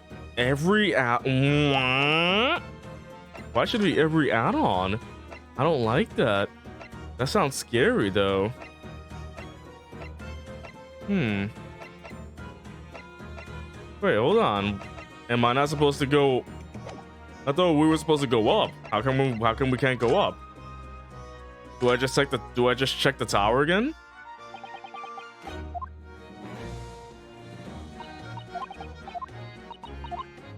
Huh. Wait, I thought we were supposed to talk to Greg Z. Isn't Greg Z just up there? How else are we supposed to chat with him? Check the stairs. Oh, wait, we literally just checked the stairs? These stairs obviously lead to the stage above. We should go up there and invest. Wow, really? We really have to go check the stairs, didn't we? So that's how you unlock. What? I thought I checked everywhere. Okay, never mind. Wait, that's the weapon that Pearl used at the end of Splatoon 2. That's the big cannon. She screams into it and it killed the giant freaking creepy thing at the end of the at the end of the game. Yeah, at the end of the Octo expansion. Yeah, that's the Octo expansion thing. The killer whale, that's what it was. You're right. We found it. We found the killer whale in person. It's real. But yeah, it's busted. So that's it, is it? The machine that blew up. Ooh, it must have been a magnificent explosion, and I've seen my fair share. I'm telling you, Splatoon 3 better have a crazier ending, because the Octo expansion ending was mwah. By the way, I gotta get back to that game someday to finish all the Octo expansion stages. Hopefully before the game comes out in September. I got plenty of time, right? That's 4 months. It's 4 months away. September is 4 months away. Oh my goodness. Time is going by way too quickly. This year is about to end before we know it. You've seen things like this before, you mean? Of course, Hurley's always doing experiments that end in a bang. In fact, in his own words, explosions are the very essence of chemistry. Ah, that might explain the smell of burning that frequently comes wafting up the stairs. One time he made something that exploded with such force it took the roof off the building. I wish you'd been there to see it, Runo. It's hard to get too excited about that, given that I now live in the roof. Runo goes to space. Well, anyway, that's enough about that. It's time to investigate. I guess it was that easy. Oh, look, Greg Z's over there. He seems to be deep in thought about something, whilst eyeing up the machine carefully. Really, he just looks confused to me. Can we really just look with... I guess we'll look without talking to him. He ripped himself apart magnificently, didn't it? Magnificently and mercilessly. So someone stands in the middle of the machine to be disassembled and then beamed through the air. Yes, beamed. Not blasted. That's the point. Yes, that part's crucial, really. Is something like that even possible, though, Iris? Oh, Runo, I'm just a child. How should I know? A child when it suits you, you mean? From what I can tell, I think if you were to pull this lever, Oh, stop! Don't touch that! Ah, that was practically instantaneous kinesis the way you flew over just now, Greg Z. Please, your ladyship, I didn't mean to startle you, but I can't let you touch anything up here. So sorry, you can have some of my latest special blend to make up for it.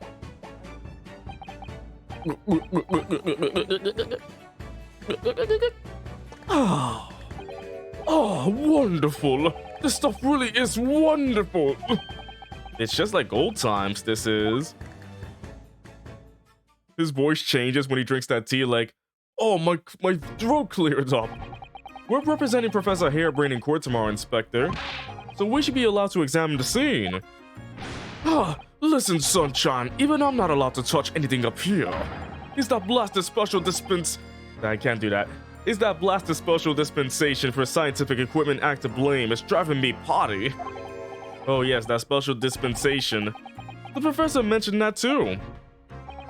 More red tape's all we need. I don't know what the government thinks it's playing at sometimes. But we're allowed to just look, aren't we? Surely that's all right, isn't it, Greg Z?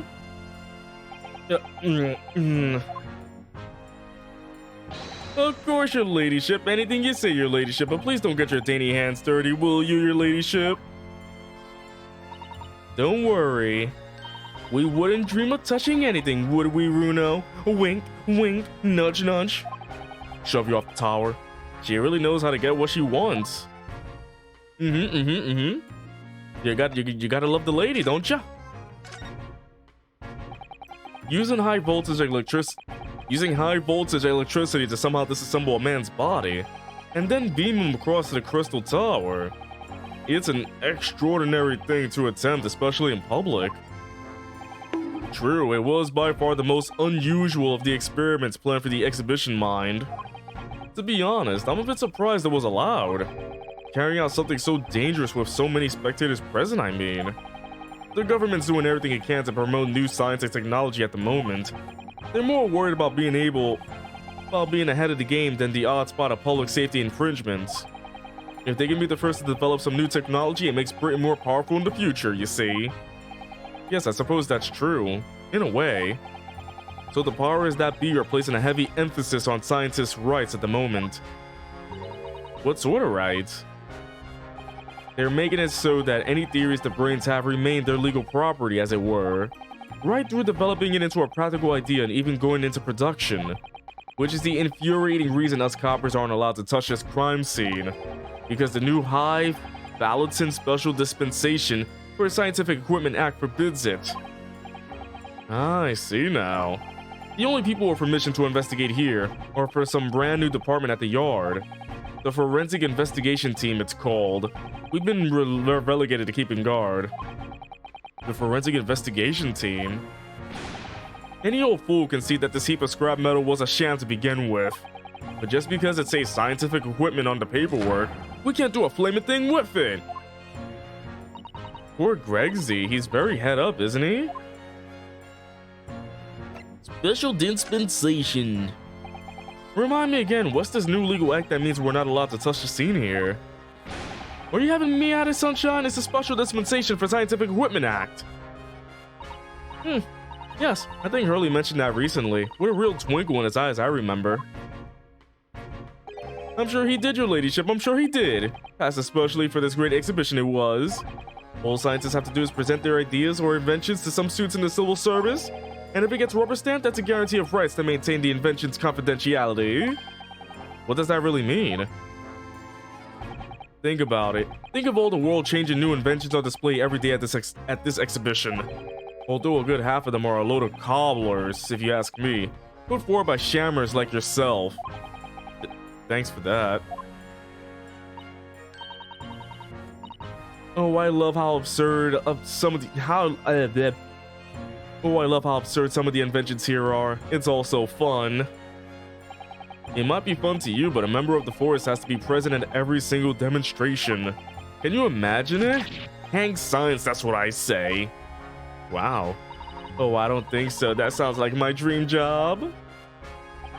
You'd soon think otherwise after spending a day guarding all these shammers' bogus contraptions. But if they're all bogus, how can anyone hope to demonstrate them? There'd be no point. Yeah, well, there is a point, sadly.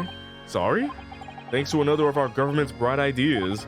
If any theory or invention is deemed to show potential, the government hands out a research grant. The scientists get funding? They get money? That sounds nice. I want money. Someone give me money. I want money. Can I be a scientist and fake an invention for money? And then go to jail for fraud? Oh, it would be a dream come true. Exactly, and that's what they're all after. All these shammers coming from far wide to clog up Hyde Park. And who has to keep them all safe? Who has to smile politely and welcome them? Us coppers, that's who. So you can see why I say it now, can't you? Hang signs, hang it! Oh, maybe I can see your point. Professor Harebrained. Apparently, Professor Harebrained lives and works in Germany now, conducting his research. That's right, came back to Britain especially for the Great Exhibition, as I understand it. Probably after one of the government's research grants. Actually, we learned something else about the professor earlier today.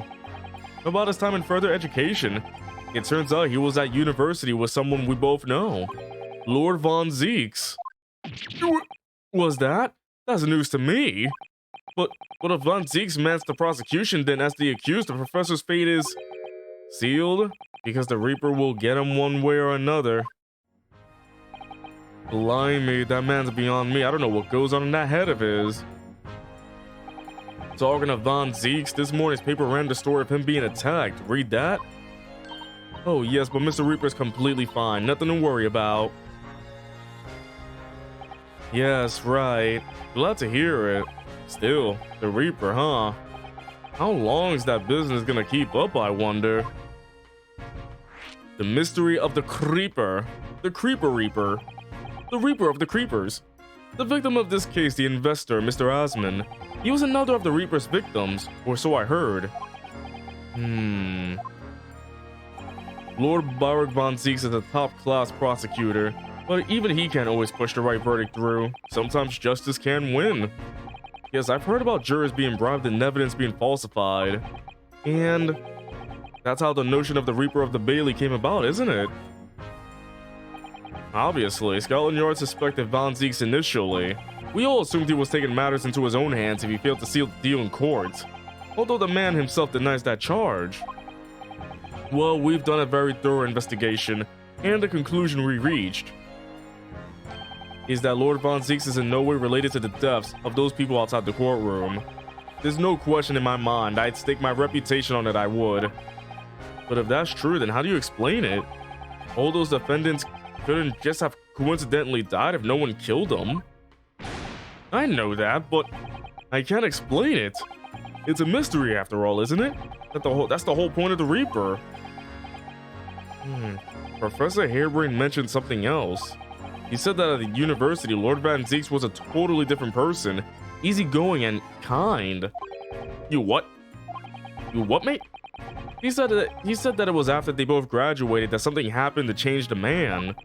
Do you have any idea what it was? No clue. Really? Look, I've got my hands full watching over this frustrating crime scene. Why don't you go and make a nuisance of yourself elsewhere, eh?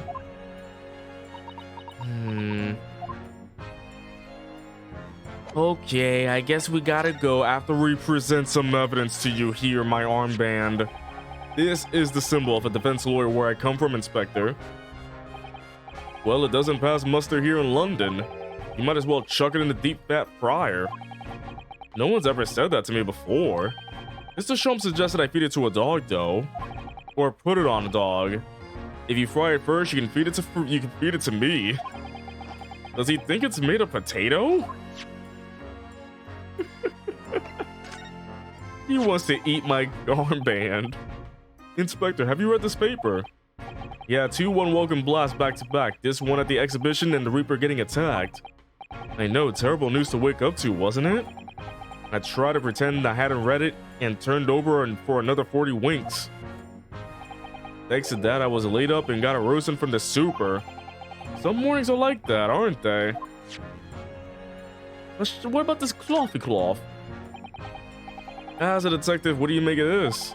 Personally speaking, 9 times out of 10, I find clues turn out to be red herrings, so there's every chance that's totally irrelevant. That's actually a fairly persuasive argument. I'm pretty sure he says that about everything, doesn't he? Yeah, he doesn't care about the crossbow. What about the sketchy wetchy? Okay, he doesn't care about the sketchy wetchy. I got it now. Okay. Can I look? Considering how badly damaged everything is, Professor Harebrain was lucky to escape unscathed, I say. We should have a good look around the machine while we can, I think. Touch anything and I'll make sure I'll kill you before I get strung on myself, you hear? I won't touch a thing, I promise. So please spare a thought for your digestion. Anyway, do you really think this machine could actually disassemble people like the professor claims? Yes, looking totally incredulous. Give it a rest, Sunshine. If we were allowed to examine all this bleeding scrap metal, maybe we could answer that question. But we can't, can we? Because of the annoying rules, you mean? Exactly, the annoying obstruction flaming rules.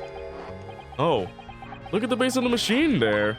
Oh yes, there's a tool of some kind poking through the wire mesh. It's an A. Or a screwdriver, I think. Oh, isn't it a lovely one? The handle is in the shape of a capital letter A. It is? Oh, you're right. What's the matter with you? Don't touch anything, I said. Touch anything and I'll make sure I'll kill you before I get strung on myself, I said. Yes, I understand. Sorry. Hold on, I got this annoying cough coming to me today. Like, I don't know what's going on. Like, I think it was just today I woke up with an annoying cough. I know. I think I just need more fluids. Alright, I'm sorry. I only touched it a teeny weeny bit. Just a teensy weensy. But Gregsy, I'm very curious about the screwdriver. Really, very, very curious. Of course, your ladyship. You're so clever, your ladyship. Fancy spotting something like this. That was easy, but I'm afraid I can't let you have it. But Runo found it first. I assure you, I'll investigate it thoroughly. He fades away. He's gone off with it. That was very mean. I'm afraid Inspector Gregson is gonna make a very clumsy and embarrassing mistake in next month's installment now. Poor Gregsy. Oh, he made the lady mad. That's not a good thing. Right, are you done here, Mr. Naruhodo? Sorry? Isn't it about time you were leaving? Or rather, it is about time you were leaving? That lot are here now. That lot? The forensic investigation team. They'll be giving me the heave-ho in a minute, too. Oh dear, poor Gregsy. Here, have another cup of my special blend to cheer you up.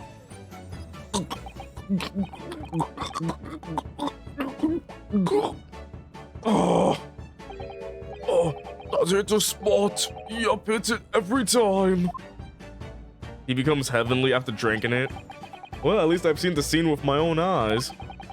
It looks like this is as far as we're gonna get with our investigations here, at least. I've been thinking. Hurley might know something, mightn't he? About what? About Mr. Reaper. Oh, about what happened to Lord Von Zeeks, you mean? Because it sounds like something very significant occurred after he graduated from university. Something that completely changed his life. Maybe, but I have no idea where to find Mr. Sholmes at the moment. He's in the middle of some big case, isn't he? Turns out to be this one. Here, this is what you need. What's this? Some kind of entrance ticket? Madame's Tuspels? Madame Tuspels, is this supposed to mean something to me? You don't know it? It's the most popular attraction in London at the moment. It's very close to Baker Street, actually. We could go now if you like. No, we don't have time for visiting attractions today, Iris. We have a big trial tomorrow. But that's where Hurley is. What? At this popular London attraction? Yes. How is it that you know where he is? Hurley told me, but he told me to keep it a secret from you, Runo. Madame Tuspels. I don't see how it could be related to the case we're investigating here, but then stranger things have happened. And when they happen, Mr. Sholmes is usually at the heart of them. He's usually at the heart of them. He's at the heart. He's in my heart. He's in your heart too. Get him out of there. Madame Tussauds. I wonder what it looks like. Oh boy, it's dark. Madame Tussauds Museum of Waxworks. Oh, it's a wax museum. Whoa. Huh. Wow. These are cool. What is this place? Look at all these terrifying scenes, but why are the people so still? Guillotines, ruthless murderers. I know what I'll be dreaming about tonight. They're all wax models. They're amazingly realistic, aren't they? What do you think, Bruno? Shocked? Wax models? Ugh! I read about dead bodies in wax once in a magazine about strange phenomena. Depending on how corpses are kept after death, parts of them can turn to wax apparently. It's called an adipocere. Stop talking about creepy things like that, Bruno. You're scaring me. Anyway, adipocere. Is it apocrine? Yeah, apocrine. Ah! Hold on. Adipocere doesn't form readily, you know. It's only a very specific... Yeah, and he screams. What now? I've just remembered something else I read in another magazine about strange phenomena. There was an old lady, maybe a witch, who used to pour molten wax all over corpses and put them on display. None of the exhibits here are real. They're all entirely man-made replicas. They can't be. Do you really expect me to believe that? Just look at them. Oh. There's no way anybody can make models of people that are this realistic. And they're all such gruesome scenes. Wow. I wonder if that's a real or a wax. I don't know. There's something really weird about that wax figure on the right. Wait. He's posing. What is it? Oh. No, I must be seeing things. We just... Wait, hold on a second. What's this arm? Is this an arm? It looks like an arm, doesn't it? Maybe one of the waxwork models have fallen over. You don't think it could be the work of one of the mass murderers in here, do you? Bruno, stop scaring me. Is it a wax arm or a real one? Come on, you're always pointing that finger of yours in court. Poke that arm now and see how it feels. Objection! I'm not touching that. That big heavy curtain is in a very prominent position, isn't it? I have a nasty feeling there's going to be something truly terrifying behind it. Oh yes, that's the famous Tussauds special exhibit. It depicts one of England's most notorious killers. Do you want to pay the extra fee and have a look? Pay more money to be even more terrified? Ooh, let me think about that for a moment. It was only a suggestion. I don't want to pay the extra fee. I'm not the one paying it. These models are so well made, I can't tell what's a waxwork and what's a real human. Or maybe all the exhibits are real people. And when it's closing time and all the visitors have gone home, they suddenly start moving about. Not at the museum style. Just thinking about it makes me wish it was closing time already and I was on my way home. Poor Naruto, he's having a scare. Is this some infamous murderer? Yes, called Jane the Ripper. All her victims were young women. I knew it. You could tell by the way she's holding that knife. Sure sign of a murderer. Well, yes. Ah! What's the matter, Bruno? I worked it out. I know what she's doing. she's trying to fill that bathtub with blood so she can have a soak in her victim's gore. Not according to the information about the exhibit on the little board here. It doesn't mention anything about the bathtub. What the heck is with Runo? It's like, oh yeah, so we see this lady killing a lady. All right, bathtub with blood. What? Sorry, I don't think it's significant. I still think it has to be there for a reason. There's a reason why there's a bathtub there. The bathtub is the most important thing of the thing, you know. Is this an example of Western Tsujigiri? I don't know what that is. You know, when an unscrupulous samurai randomly attacks a passerby to test his sword? I still don't know, no. But actually, a waxwork samurai will probably be hugely popular. Could you model it, do you think, Bruno? Doing that Tsujigiri thing you mentioned? Well, I do have a sword, but I have no intention of testing how sharp it is on a human subject. For now, at least. Shall we test it on this wax figure, though? Test the sword. This wax figure looks really real. It's the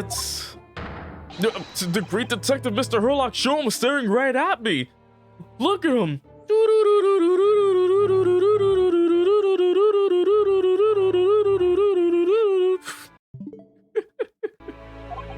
Mr. Sholmes has his own wax statue in here, really? Let's rip off that nose. Well, he is world famous after all. It's an uncanny resemblance, isn't it? It makes my skin crawl to look at it. I know. But look, Bruno, you can kick this Hurley and he doesn't move a muscle. Oh, what was that? It went. Oh, wait, is he in pain? He's in. You can't go around kicking the exhibit, Cyrus. Wait. Oh. It just moved, I'm sure, and not just a little bit either. Really? Did it? His eyes. And look closely. There were beads of sweat on the face of this waxwork model. Something's gonna happen.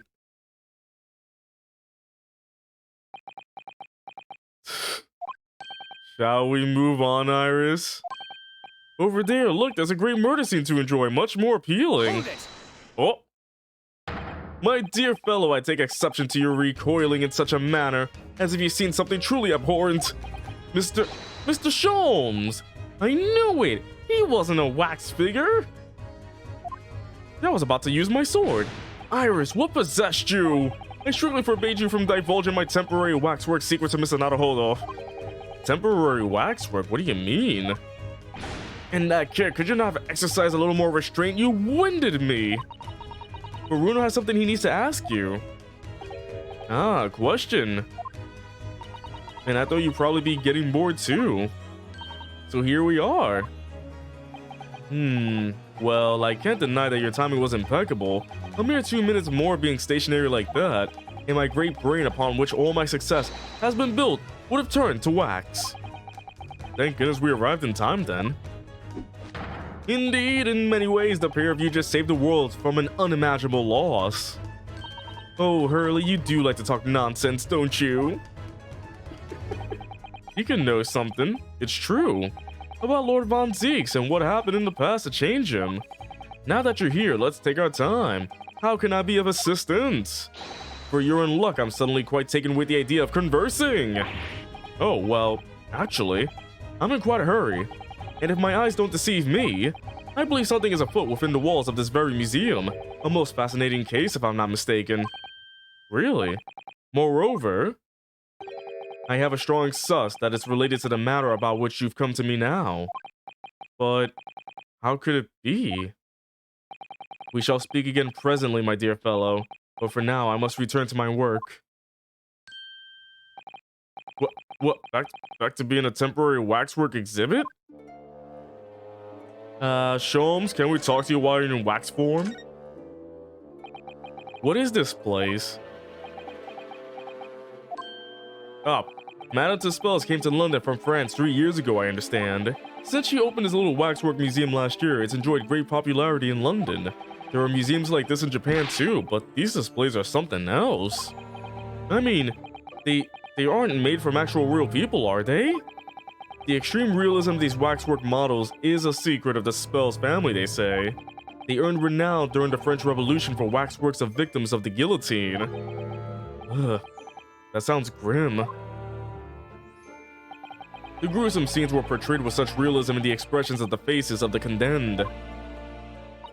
Apparently, the sculptors would make the models directly from the corpses right there at the site of the executions. Oh, that really turns my stomach. That's just one of several legends about the Tuspels family. Whether there's any truth in it, I couldn't say. But anyway, this museum houses models of famous people from all over the globe.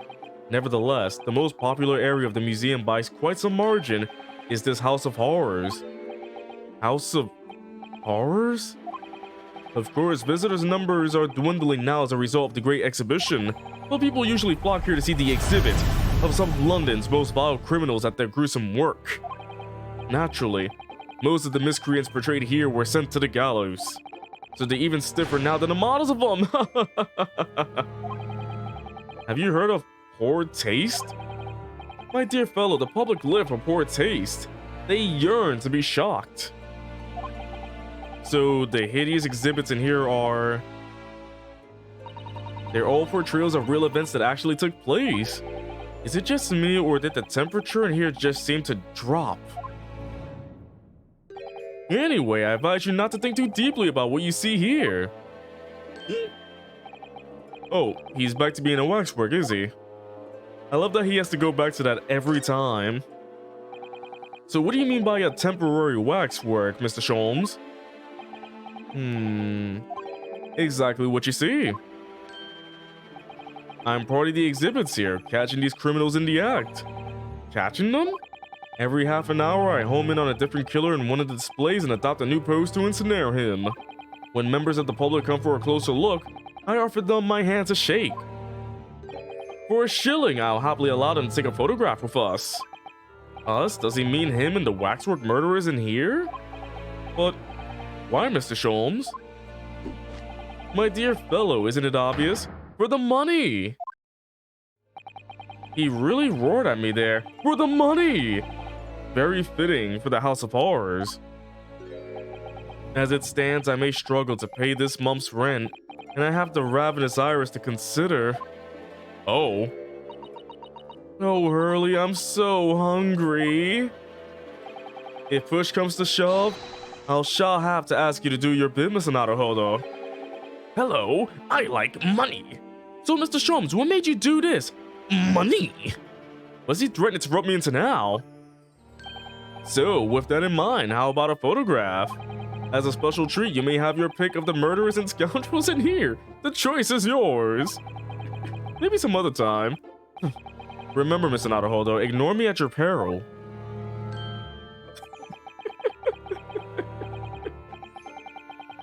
Oh my goodness, is it just me, or did his final remark there sound like a lot like a curse? Don't mess with Mr. Sholmes.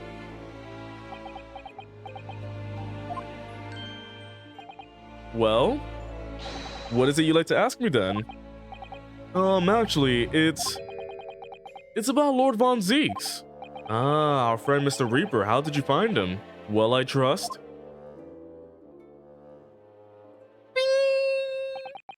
And so I filled Mr. Sholmes in about everything I learned. About Lord Von Zieks, about Professor Hairbrain, and about the strange coincidence that they had been at university together.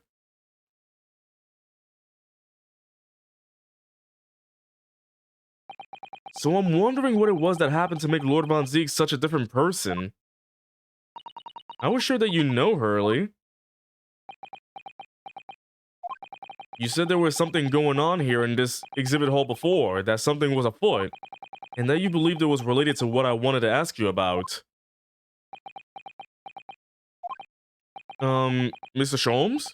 He suddenly clammed up. Well, it seems we've reached the unavoidable. Greetings. Oh, Madame Suspels? Oh, hello. Where did she appear from? And what's she wearing? Could she look any more mysterious? Oh, she's looking at me.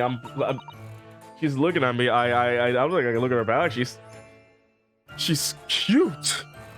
I hope you are appreciating my museum. Sorry, have we? She's one of your favorites? Mr. Sholmes, do you know that? Oh, not again. My apologies. I am Esmeralda Suspels. This is my museum of waxwork. What? You're the Madame Suspels? Bien sûr. Though only 26 years young, I might add.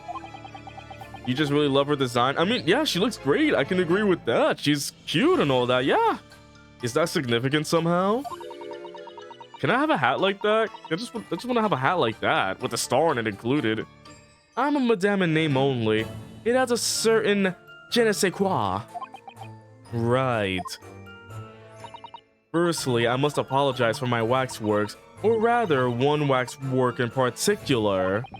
That'll be Mr. Sholmes then. I was led to believe he was a great detective, but he seems unable to settle. Oh, next time you move from your designated exhibit, there will be. Oh my! What? She just has a big pot of boiling stuff.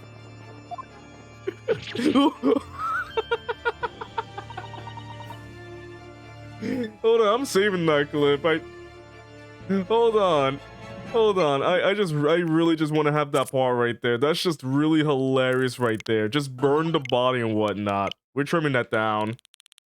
I just need that part where he falls over and it just gets back up. So like right here, all the way to there. There we go. Hold on, that's perfect. And you just see Iris fading in a bit. It's like, why? That's perfect. Oh my goodness, that's a perfect clip right there. Why? It just repeats. Why?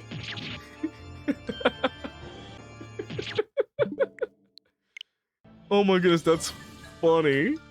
You have the same exact one too, nice. She sounds deadly serious. That's a problem. How am I supposed to ask Mr. Sholmes about Lord Von Zieks now? Let's not forget what Hurley said before, about something being afoot, right here in the museum, I mean. Yes, I know, but... I'm so curious, I want to know what's happening here. Haven't we got enough on our plate already? I guess we gotta talk with her now.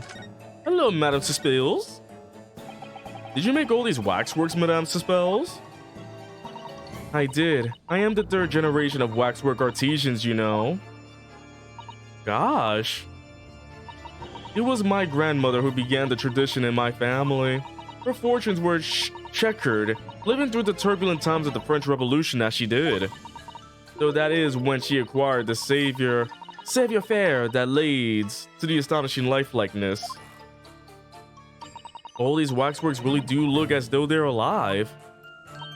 In fact, they look more alive than Hurley. What you see exhibited here represents the most atrocious of London's criminal past. All the waxworks were created in the presence of the real people on which they are modeled. In the hours immediately following their executions, that is the secret to the extraordinary life-likeness.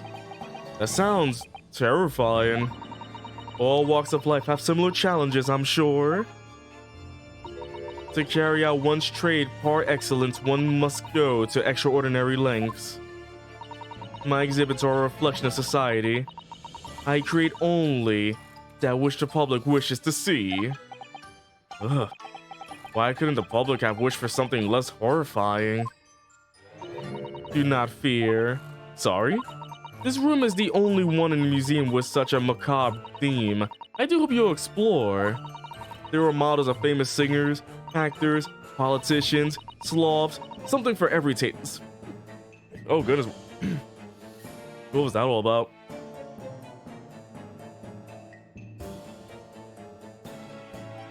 Saliva's horrible. Something for every taste, I hope. It was Iris who dragged me straight in here, come to think of it. Sorry, perhaps I should have eased you into things. Into the worst part of the museum, the scariest part, I mean. What's the situation with that? My temporary waxwork model? He approached me some days ago, you see, with a business proposal. Oh, what sort of proposal? My dear madame, what these various exhibits need is the addition of a world-famous great detective. Or words to that effect. Naturally, I am well aware that Mr. Sholmes is widely known in London as a talented detective. It's great detective, actually.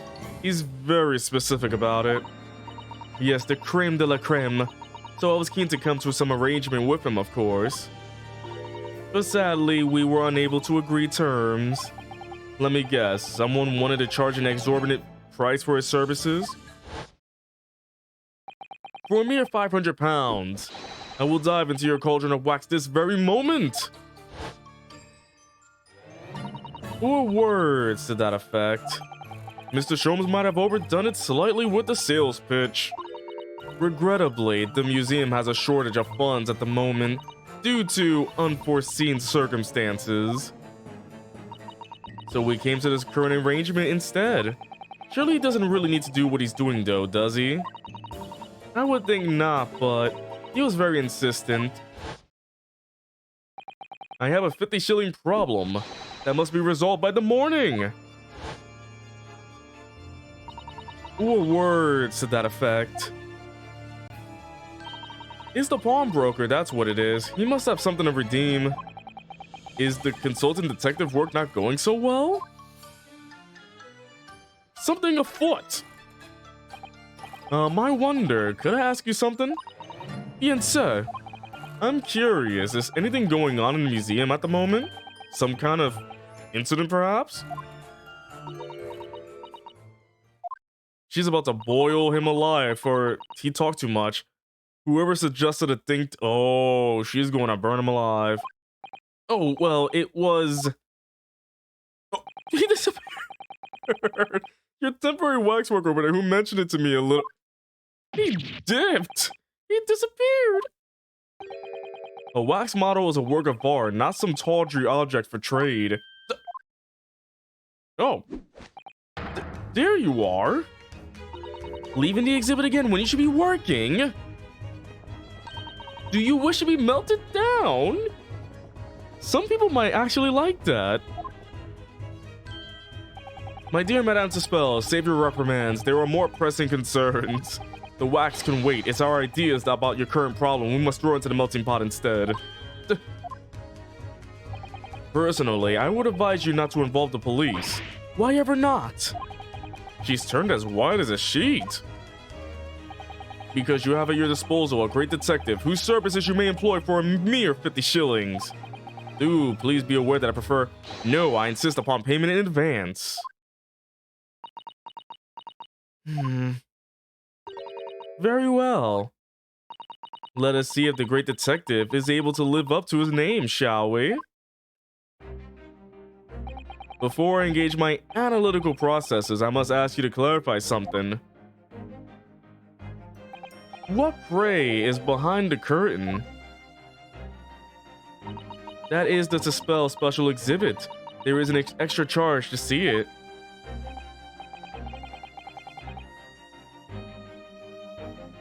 Ah, the special exhibit in the House of Horrors. He must have picked a special killer then, I presume. Would you be so kind as to draw back the curtain, I wonder? Ah, absolutement none. There's nothing amiss behind there. Nothing amiss, madame? What about the arm protruding ominously from under the curtain? Seriously, she didn't notice that at all? I strongly encourage you allow me to see what lies beyond before the situation worsens. Yes, very well. I will draw back the curtains, but only a soup cone. Soup cone? You call me a soup can. I'm not a can of soup. Or am I? Oh, number 139. I must confess, I peeked behind the curtain earlier. That's a special exhibit is a very bleak graveyard scene indeed. And yet, somewhat surprisingly, the waxwork killer one would expect is nowhere to be seen. What the strike one, however? Is that a real body? Is the portly gentleman lying peacefully on his back on the floor? I can't tell. It looks very real. Well then perhaps, Mr. Sholmes, that man on the floor is the ruthless killer himself. I'm afraid not, my dear fellow. He's a perfectly ordinary London gentleman, not even a waxwork, in fact. Oh. What? As skillfully made as these waxworks are, they are always distinguishable from real humans. Doesn't that man look familiar? So allow me to present my two conclusions. The first, I don't remember. Who is he? Is that a sizable business transaction has been taking place in this special exhibit? Why? Why would you say that? And the second is that the aforementioned transaction is linked to a serious crime. She looks as pale as candle wax. I don't understand. So, Madame Tespels, as you agreed to my fee, you shall not have the pleasure of seeing this famously great detective and temporary exhibit at work. Oh, we're just going straight to a deduction. Fantastic. He didn't even say it's time for the great... It's okay. Let's do it. She is gorgeous. What the heck? To begin with, we must ask ourselves what he's still in his waxwork form. What the heck? We must ask ourselves what exactly is afoot here in this museum. The answer is revealed by the bundle of banknotes protruding so helpfully from your bag. In my estimation, some 200 pounds. That's all my money. So what does this large sum of money reveal? He was one of the jurors in McGilded's trial. How could I remember that? That was from the last game. Every man looks the same to me. Not as much as the involuntary glance you cast, it would seem, Madame Tespels.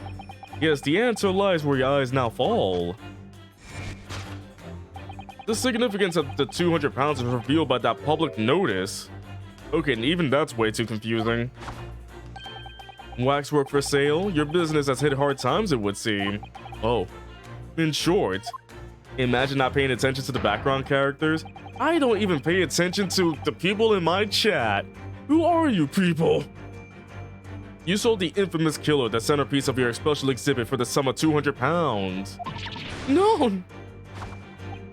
Now, let us explore the next curiosity with which we are presented. Who is the portly gentleman stretched out so peacefully on the floor? It would appear the man has suffered a severe shock, the cause of which is clearly known to you. Unfortunately, madame, keeping secrets does not appear to be your forte. What dealt the man such a shocking blow was, of course, the 200 pounds. It would appear that you twisted this gentleman around your little finger most effectively. What are you suggesting? He rationally agreed to purchase the waxwork for the sum of 200 pounds. Only when he came to hand the money over did it occur to him what an extortionate amount he was paying, but the money was no longer in his hands. And the result, the scene we see before us, he collapsed in shock after spinning around and falling to the floor. He spun around and fell. He was dizzy. Yes, the killer in this special exhibit fetched a killer price. We can only pray that the gentleman's dreams are not plagued with regret. Sold for cash. Topic number 2. Waxwork location. I ate it. The question that arises then is, what has become of the waxwork that changed hands? Let us consider that problem for a moment. You cannot possibly... What immediately strikes me about this conundrum is the young man standing over there.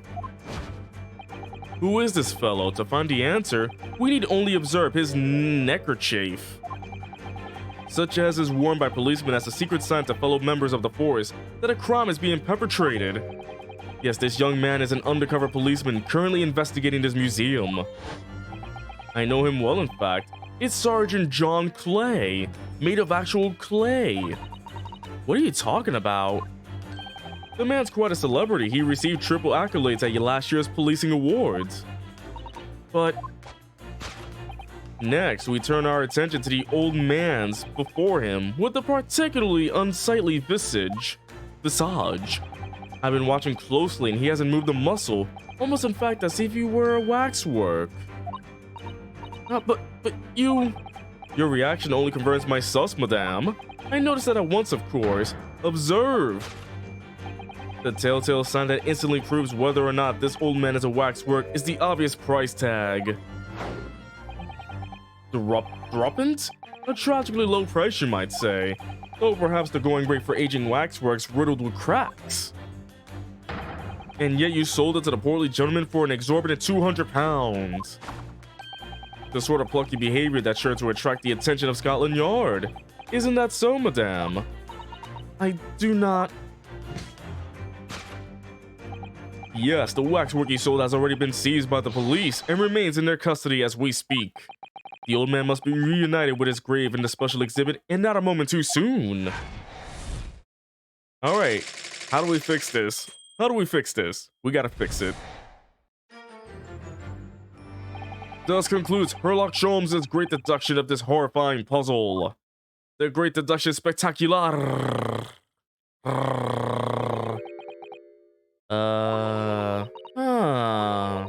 She's about to boil him. I see I've stunned you all into silence. Why am I burning? You have, Hurley, you have. And you've obviously upset this young lady in the process. Her cauldron looks awfully hot.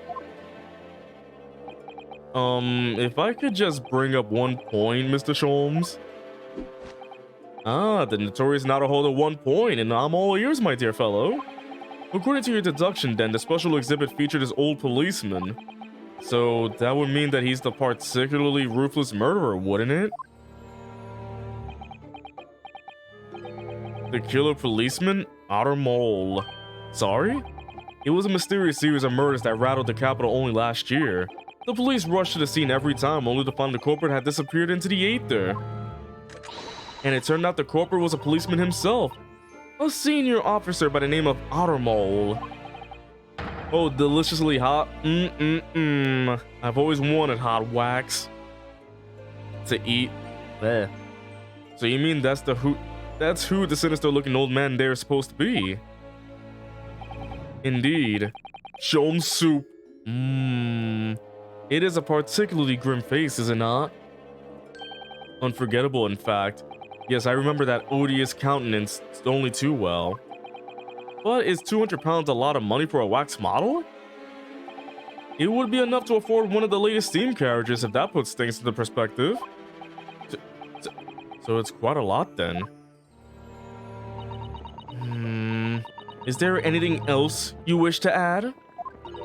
Before I melt you down? That bubbling wax is looking more and more ominous. The smell of all that molten wax is starting to worry me. Mr. Sholmes did more or less just accuse her to her face, so I think I might have to call on your assistance here, Iris, if that's alright. To make some minor corrections to the great detective's great deductions. Oh yeah, since we don't have Sasato, we have Eros. Well, let's get started then, shall we? Before matter dispels, vent her anger. Just what I was waiting to hear, my dear fellow. So, Madame Dispels, in accordance with our agreement, you shall not have the pleasure of seeing this famously great detective and temporary exhibit at work. Before she vents, oh my goodness. Hold it, Mr. Sholmes, you are wrong. Now I have to save him before he gets melted down to wax. Why is she so gorgeous? To begin with, we must ask ourselves what exactly is afoot here in this museum. The answer is revealed by the bundle of banknotes protruding so helpfully from your bag. In my estimation, some 200 pounds. That's all my own money. So what does this large sum of money reveal? Ah, not as much as the involuntary glance you cast, it would seem, Madame Suspels. Yes, the answer lies where your eyes now fall. The significance of the 200 pounds is revealed by that public notice.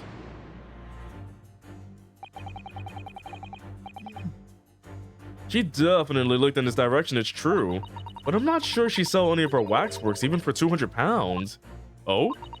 She must pour her heart and soul into making them, don't you think? Over and above the wax.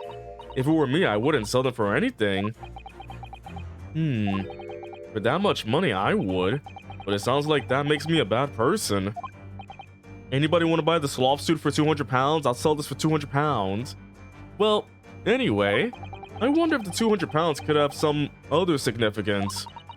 Let's follow that furtive glance again and see if there's anything else that could explain it.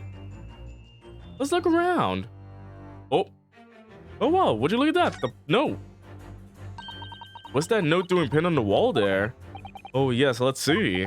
Dear Madame Suspels, we've taken the prisoner from this room. The price for his safe return is 200 pounds. Have the money ready by noon on 23rd October. What? It's just like the sort of thing that's left behind when someone is kidnapped. Yes, it's a ransom note. Exactly. Ransom note. We found it. Take that! I love breaking glass. Mousama! The significance of the 200 pounds was revealed by that ransom note. Quite so, and we must congratulate these criminals on their inventiveness, abducting a waxwork. 200 pounds is no small ransom fee, yet you clearly intend to pay it. The model in question has special importance, so I put together all the money I have. Wait, its official name is Shrunosuke? No freaking way it's not called Shrunosuke, that's cute. In summary then, it's a shrew? I love it, that's so freaking cute. Hold on, I gotta see that for myself. I'm just gonna go to Google and search up Shrunosuke. Oh wow. It is actually called Shrunosuke.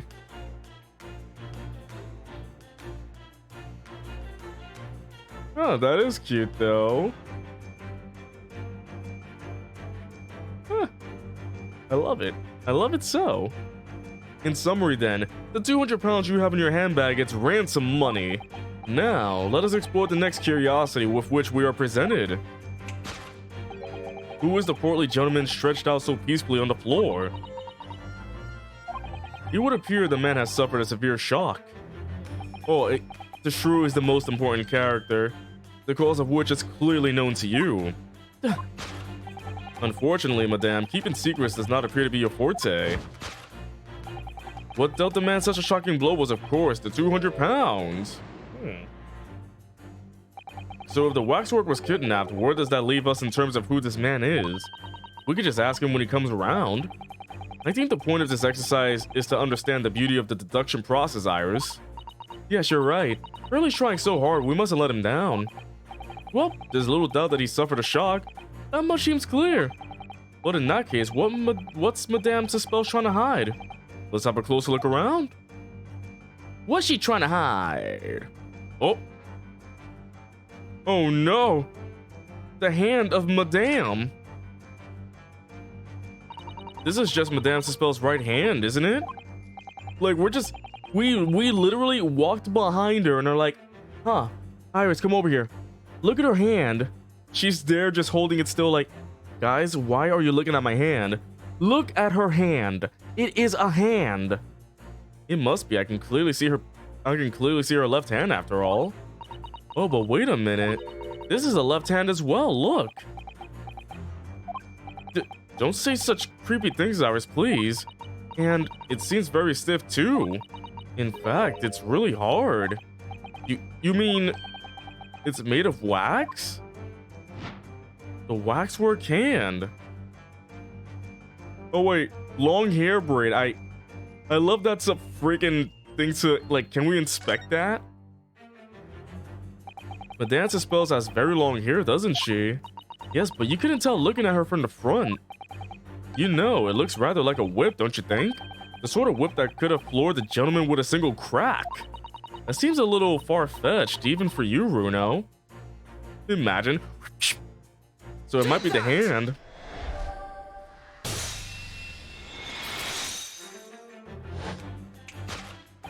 What dealt the man such a shocking blow was, of course, the waxwork hand.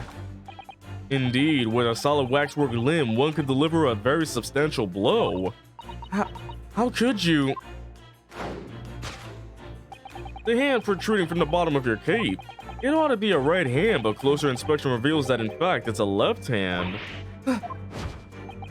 And somewhat masculine as well. In other words, it does not belong to you, madame. It is the hand of a waxwork model.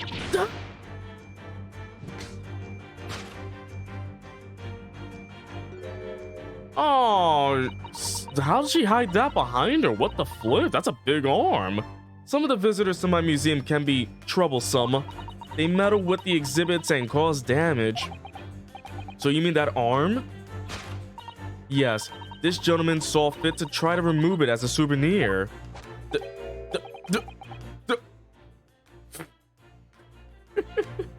No small keepsake. Like taking a whole branch of a cherry tree when you go to view the blossoms. I'm afraid I had to teach the man a lesson. That's great. You confronted the man and tried to take the arm back. And the result? The scene we see before us. He was knocked unconscious. A point we may need to revisit later, but for the time being, we have our conclusion. She stopped the thief. Yes, the killer in this special exhibit has been kidnapped. Okay, so good for her. Good for her for stealing, for stopping a thief. Yay. I don't want her to be sus. I like Suspel. She's great. I like her design. I hope she's not sus at all. The question that arises then is what has become of the waxwork that changed hands? But let's consider that problem for a moment. You cannot possibly. What immediately strikes me about this conundrum is the young man standing over there. Who is this fellow? To find the answer, we need only observe his neckerchief. According to Mr. Sholmes, the yellow neckerchief is a sign to other policemen that some crime is underway. A way of communicating with his colleagues without revealing his identity, yes.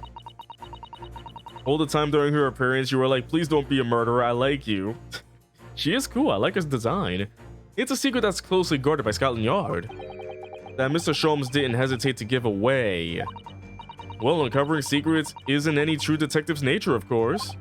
Right. Anyway, judging from Madame Suspel's reaction to Mr. Sholmes' seduction, I think perhaps we might have identified the man quite correctly.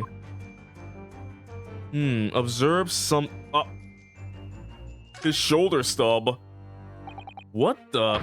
The man has a stub sticking out of his shoulder where his arm should be. Ah, well that settles that then. Right, this isn't a real person at all. His entire arm's been ripped off from the shoulder down. His arm has been... Of course, that ties in with what we just found out. Stubby. Take that! Observe the stub. He's fake because his arm has been ripped off. Who is this fellow? To find the answer, we need only observe his shoulder stub. No such boneless human... No such boneless human walks this earth, of that I can assure you. In other words, the man standing here, the young Sergeant John Clay, is made of clay, is in fact defying all odds, a waxwork model. I seem to remember it was you who concluded he was a real person in the first place, Mr. Sholmes. He shut off my spotlight. He has become quite a celebrity in London, being the winner of no less than 3 policing awards last year. I simply had to make a model of the man. Naturally, what other explanation could there be? And it was Detective's arm that was pulled off by the man on the floor in this special exhibit, wasn't it? Next, we turn our attention to the old man sat before him with a particularly unsightly visage. You like how Sholmes just takes the credit like, yes, I knew all along. I've been watching closely and he hasn't moved a muscle, almost in fact as if you were waxwork. But you... Your reaction only confirms my sus, madame. I noticed it at once, of course. Observe. The telltale sign that instantly proves whether or not this old man is a waxwork is the obvious price tag. A killer policeman called Ottermoles, was it? Was he well known? It was all over the papers last year, but I can't say I know what he looks like. It's a very low price though. Threepence isn't much money. Only enough for a few measly hours of gas in Mr. Garrett's delightful lodgings, in fact. So this is the special killer taken from the special exhibit, is it? The waxwork that somebody stole from the museum and tried to ransom for 200 pounds. Is this crusty old killer policeman Ottermole really? Perhaps we should have a good look around again and see if another idea crops up. Croppin'?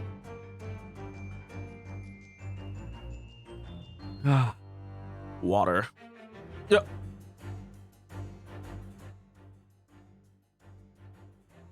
Twitch! They referenced the streaming service! Look at this! The old man's tapping his foot like crazy! He seems to be fast asleep though. He's not tapping his foot consciously then? So you mean... It must be a twitch? Never mind that, the point is... Waxworks don't tap their feet. Or twitch! And look at his arm too! We've seen a scarf like that somewhere else around here, haven't we? Oh yeah, the scarf on the arm. I'm gonna say because of his twitch. It's the obvious twitch. He has a Twitch account! The telltale sign that instantly proves whether or not this old man is a waxwork is the obvious twitch. Even the most realistic waxworks do not exhibit a twitch. In other words, this splendid old man is in fact a genuine member of Scotland Yard. Slight shift in your choice of adjectives then. And there you have it. Well, Madame Suspels? Well, what? It was me who contacted the police and demanded that someone come in the first place. He is clearly fatigued. He is sound asleep. But then, what's this tag about showing a price of 3 pence? No doubt the price tag of the muffler which the old Bobby purchased recently at a local market. And I presume you've observed the scarf tied around his arm? Does that not strike you, Mr. Naruhodo? Yes, the secret sign used by detectives to show that some criminal activity is currently underway. Of course, because as you know, there has been just such criminal activity happening here. As you deduced from the very beginning, detective. So, it would seem that we finally arrive at the truth.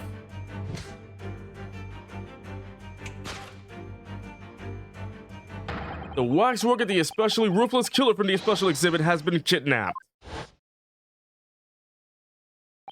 And Scotland Yard are already investigating. But the model's whereabouts remain a mystery.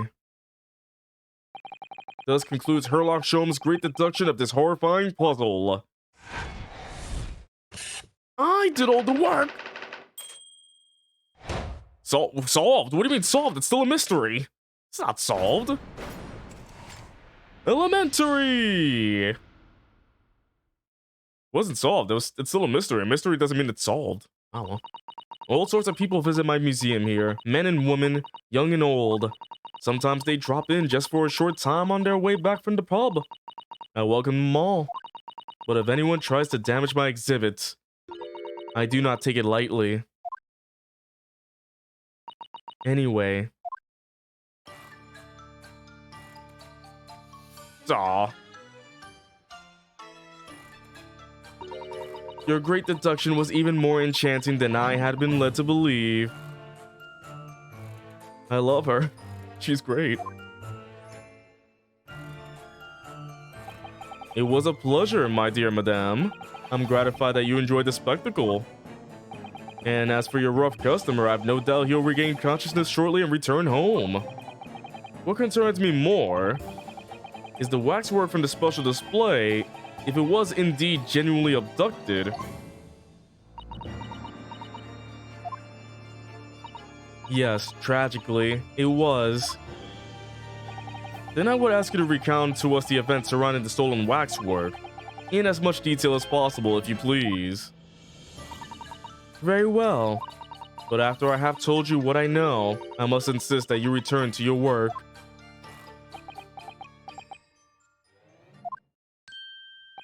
The talents of a great detective could be put to better use, I feel, but as you wish. I think that the detective wants to do everything for her. Tell us more about the stolen waxwork, please. It was some days ago now when I came in here one morning. I immediately noticed that a waxwork was missing from the special exhibit here. It is your most prominent display, so that's why the curtains were closed. And I found the ransom note in its place. The culprit must have broken in during the night and taken it then. So this waxwork that was stolen, it was a model of some horrible criminal, I suppose? Of a particularly horrible criminal, in fact. The killer who left a more profound scar on society than any other, I would say. The Professor. Not a name I've heard of. So, Mrs. Naruhodo, it seems the circle is complete. Sorry? The Professor case happened around the time I was born, didn't it? Not Layton. Layton's not the killer. We just see his square face and everything. Is the man with the hat. Indeed it is, Iris. 10 years ago, a series of murders that rocked the capital. 10 years ago? Yes, at exactly the time that Barak von Zieks graduated from university, in fact. What? Surely he's not saying... So the big event that changed Mr. Reaper's life?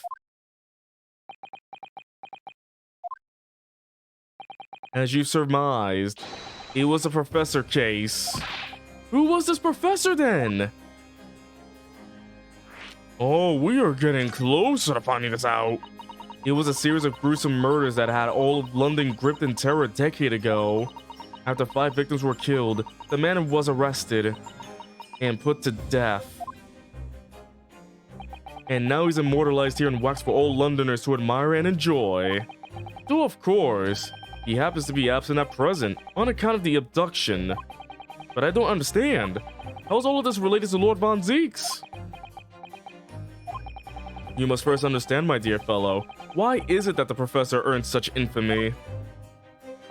It was due to the victims he chose, some of Whitehall's finest.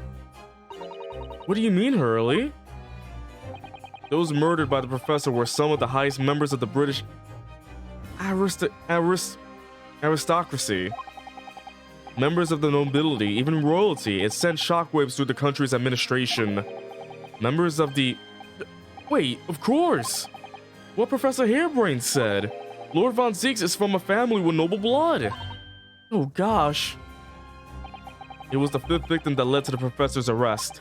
The last of the killer's prey was a young noble by the name of... Clint von Zieks. No. I don't believe it. Von Zieks? Oh my goodness, I'm sure you can piece together the rest for yourself. In the wake of his oldest brother's murder, the young Barak pursued a career as a prosecutor. And eventually became the Reaper we know today. Holy heck, I had no idea Lord von Zieks had such a tragic past. Well, I'm afraid that's all I can say on the matter. For the time being, at least. After all, I have work to do. As a waxwork exhibit. Holy heck. I'm afraid I shall have to excuse myself as well. Oh, yes, of course. It's been a pleasure. Thank you. If this is just the beginning, I can't even think what the conclusion might be. Well, none of the predicted scenarios I've been analyzing involved you coming to visit me here. Oh. It's been too long, it really has. I'm delighted to see you, Barak. It's been 10 years, and here we are, meeting in a prison of all places. I can't forgive myself for what happened to Mr. Asman, I just can't. I still can't believe it could happen. Tomorrow, the courts will decide. Yes, I have a young Eastern man acting for my defense. He seems reliable enough, though. It was an accident, a terrible accident. She assures me he can prove it. I must warn you. Oh, I know, I've heard already. You're going to be prosecuting, aren't you? Yes. Since I returned to England, I've heard lots of stories. Baroque, are you really... What? Never mind. Dang it, I don't like when they hide stuff from me. I know that you have my best interest at heart. My friend is on trial. I wouldn't entrust it to anybody else. Of course, I fully understand. Wait, if he wouldn't entrust it to anybody else, does that mean he really trusts me? Thank you, Baroque. Until tomorrow, then. I'll see you in court. Holy heck. Things are gonna be crazy next time. To be continued. Holy flip, things are about to get crazier. We are only on the third case, but man, this is... it's so good. It's so good. But we will get back to this next time. I hope you all enjoyed yourselves. Thank you for coming to the stream tonight. Have yourselves a good night. If you haven't followed me, please do for more stuff like this. Quick, you laugh, you lit. Not tonight, not tonight. I'm not in the best of moods tonight. This stream did help, but I don't think I'm in a laughing mood tonight.